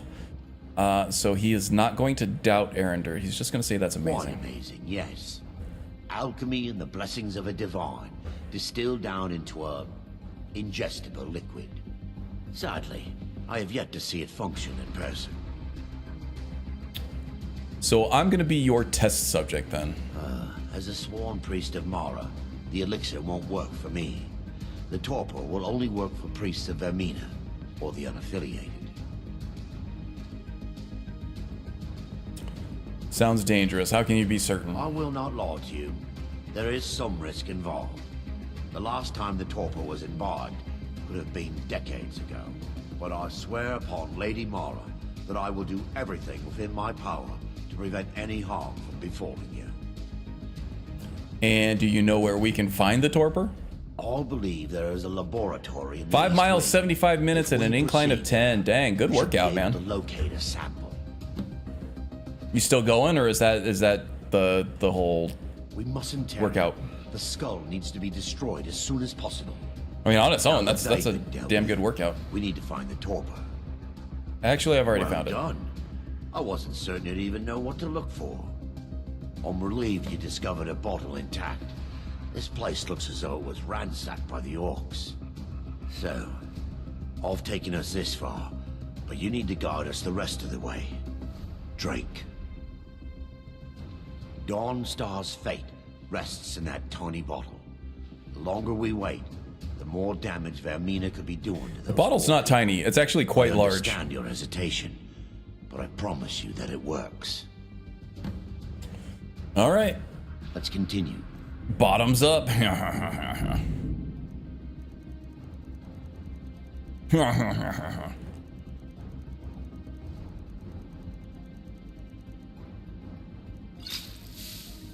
Nope, you stopped.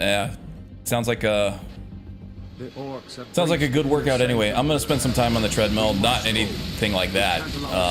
Mostly just do weight training. I have shoot. Do I have deadlifts or squats today? I think I have deadlifts. So I always do the bench press, and then I'm working on my personal bests on that. I've been hitting them every couple months, pretty consistently. But I've slowed down at 245 for my bench press, which is disappointing. It's not a max. It's just something that I can do 4 of on my own, 3 sets of 4 without a spotter, without too much trouble. But I could probably do probably another 10 pounds on either side without it being too much of trouble. So that would be 265. But yeah, I just don't want to risk injury while I'm at the gym alone. But yeah, bench press and then deadlifts. I think I'm up around like 470, 480 for those. And that's another 3 sets of 4 on those. Are you prepared to serve the will of Vermina? And then I'll probably either do some bicep or some quad stuff. Probably some quad stuff. Then it's just on a machine or something, just to get a counterbalance on the hamstrings. And then I'll spend the rest of the time on the treadmill, maybe do some running. We must remain agreed to the death. Then let it be done. Also with the same, if you wanted to do a really evil build, you can go into the Daedric Conjuring class, Warlock, or Draugr Necro side, or Ghostly side as well with Arcanum. Yeah, all kinds of stuff in Arcanum. Oh wow, these are actually my hands. Okay. Let's go release the miasma.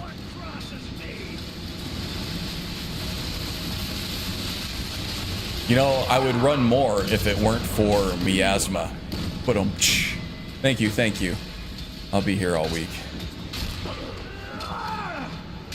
Miasma makes it so I can't breathe when I'm running. No, I'm kidding, I don't have asthma. I just don't like to run. Here we go. Alright, here we go. Here we go indeed.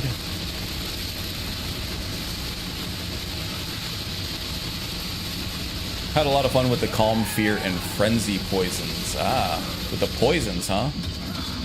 Poisons tend to be weaker than the actual magical effects, but if you can find them that actually are high enough level to work on whatever enemies you're facing, that's the thing with those illusion poisons, is that they're very low level. It worked. Mara be praised. You vanished after drinking the torpor and materialized on the other side. I've never seen. I think they cap somewhere around like 25 or something. It's the highest level like frenzy potion I've seen. How I envy you. I can only imagine the excitement of seeing history through the eyes of another. Sadly, I am resigned to just reading of its wonders through my research of the skull. Okay, we can discuss it later. We got business, Arender. We got more blasting to do. Precedence over our mission. My apologies. The inner sanctum lies ahead. We must reach the skull and put an end to Dawn. Oh, okay. So yeah, if you're making them, lead on, my friend. Ingredients would probably be kind of tough to find. I think there's like we must get to the skull and destroy it. You need like deer antlers and stuff like that. But yeah, I think that if you make them, then the level goes up for sure. But then also, if you have Fortify Illusion potions, you can also strengthen them even further.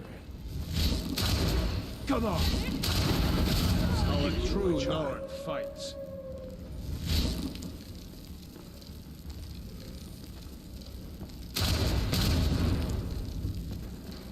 Kaboom.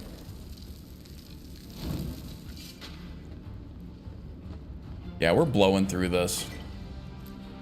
I don't think there's any doubt about the strength of this character. Even being like a jack of all trades character that is proficient with all magic, usually spreading your perk points and stuff that thin and not concentrating on anything in particular will lead you to some power drain. We've stopped. But in this case, I think I'm making it work quite well.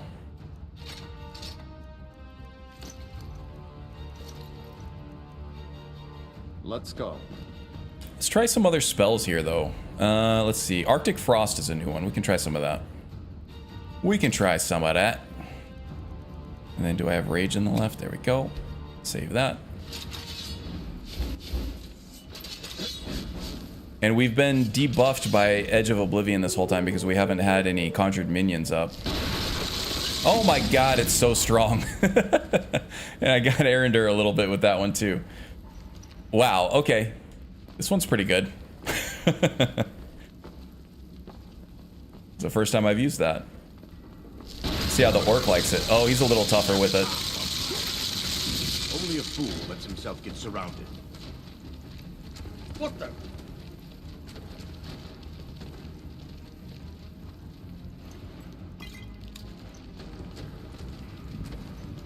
We got some havoc going on here. What is that spell? That is, this is from Odin. It's an expert level frost spell, destruction spell called Arctic Frost. Pretty damn good. Very powerful. It probably eats through magicka though if you're trying to use it on lower levels. Especially being expert. Let's take a look at the description of it here. Arctic Frost. Chilling wind that does 171 points of frost damage per second to health and stamina. It costs 18 per second, but that's scaled with my perks. So the cost on that is actually pretty low for me, but for a low level character, maybe not as much.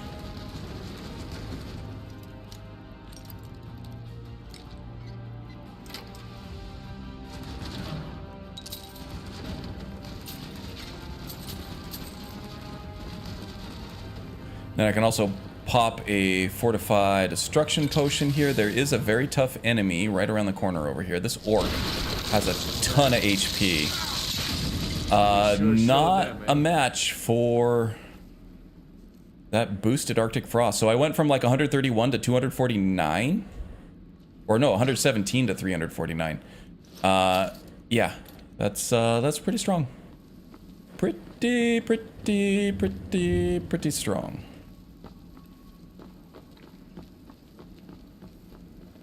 Get more out of this destruction potion here.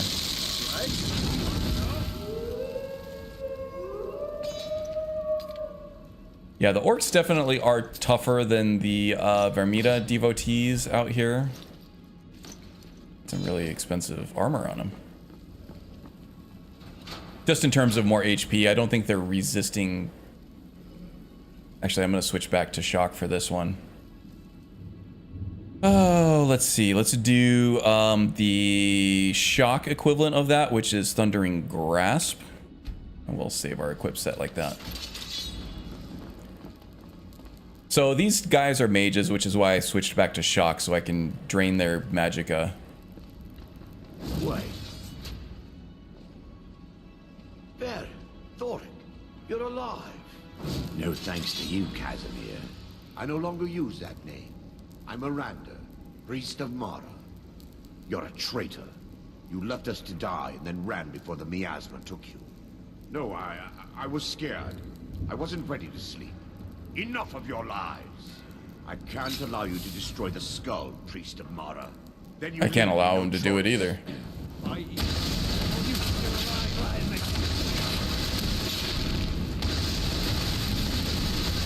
Vermina, forgive me. Yeah, smoked him. And that's even with reduced magicka resistance as well from Daedric Pole here.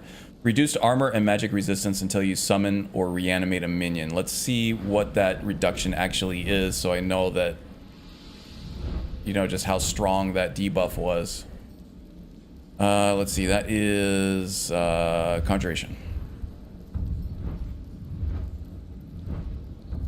When you do not command or summon a reanimated minion, you lose 250 points of armor and 50% magic resistance. And we're still fine. We took a little bit of damage there, but overall we're okay. Varen and Thoric. They were my friends. Is this punishment for my past? Probably. Is it Mara's will to torment me so? Yeah. They were trying to kill us. And had they succeeded, Dawnstar's fate would be sealed. I actually probably should have tried to convince him not to destroy it. I don't know if I've ever taken that dialogue option before. The skull must be destroyed. If you'll stand back, I'll perform the ritual granted to me by Lady Mara. First, an incantation to remove the barrier. Oh, don't worry about it. I'm just stretching my arms a little bit. Well, you better get up there and do your incantation. There you go. This is probably one of the slowest scripts to run in the game. I can't count how many times I've tried to grab that gem before it'll let me. Yeah, it is. I always just end up having to sit on my hands for, you know, a good 10 or 20 seconds at least before I can actually interact with the damn thing. When the ritual's complete, the skull will be free, and then Erebor will turn on you. Quickly, kill him now. Kill him and claim the skull for your own. Vermina commands you. I'm trying.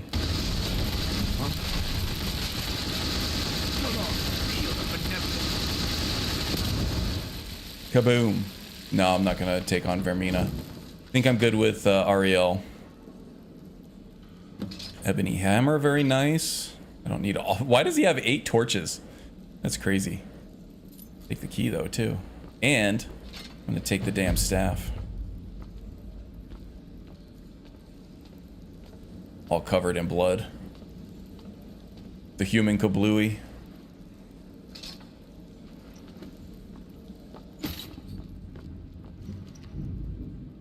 Iron Greatsword of Deadly Fire, Mace of Avar Stone Singer. Alright, Belrand, come here. Can I help you? Oh, I would never do that to you, Belrand. You're my favorite. Of course. I know. Of course.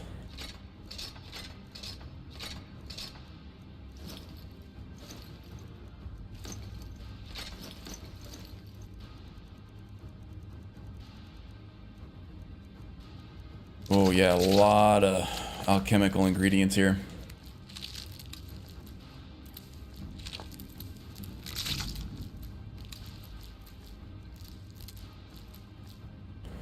Cucumber, no more. All right.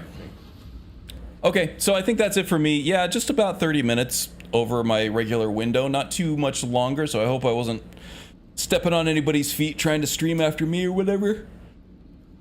Ugh. Big yawn. I think I need to take a nap or something. Well, thank you guys so much for dropping by and hanging out. You know I love doing this every weekend, and I love seeing you guys all the time and catching up with you. Showing off my character and the progress that he's made. Hopefully, by next time I show off this character, we're going to have some actual endgame gear with new enchantments and things like that that I can show off. I don't think that's an unrealistic goal. Maybe a little bit further along in the main quest line, or maybe even the Dragonborn quest line. Still lots to do for this character. We need to start taking on some more shouts. Need to get more spells. I think we've got all the adept spells from Odin and Apocalypse, but I need to get all the expert and master level ones now too. So yeah, still lots to do on the list before we can call this build done and I can start producing it, the build guide. But yeah, I hope you guys enjoyed. Thanks so much for joining. Let's see who all is here. Okay, so the Panicked Monk has a great channel, great Skyrim playthrough where he's got a bit of a battle mage type character going on right now, a little bit of spell sword battle mage type action with a dark elf. Very cool stuff. Deep dives into the psyche of that character and how to role play and all that stuff, so you can learn something, you can be entertained. Panic Monk is some good stuff. The Wind streams on Twitch. She's a variety streamer now, so she's doing all kinds of different stuff, but it's always a good time. I highly recommend checking her out. Leave her a follow. Magus was here as well, and he is deep in the pits of a Necromancer playthrough on Requiem, which has been very interesting to watch. Kind of making me want to try Requiem out a little bit on a separate install somewhere, maybe. Who else? Mr. B was here. He was streaming some Nordic Souls. Ireshot was here. She streams all the time during the week. Usually, I would say about 3.5 hours from now, whatever that time is for you locally. For me, it's around 6 o'clock, like right around dinner time, I suppose. But that's always a good time. Very chill. She checks out different Wabbajacks and things like that, and is even developing her own.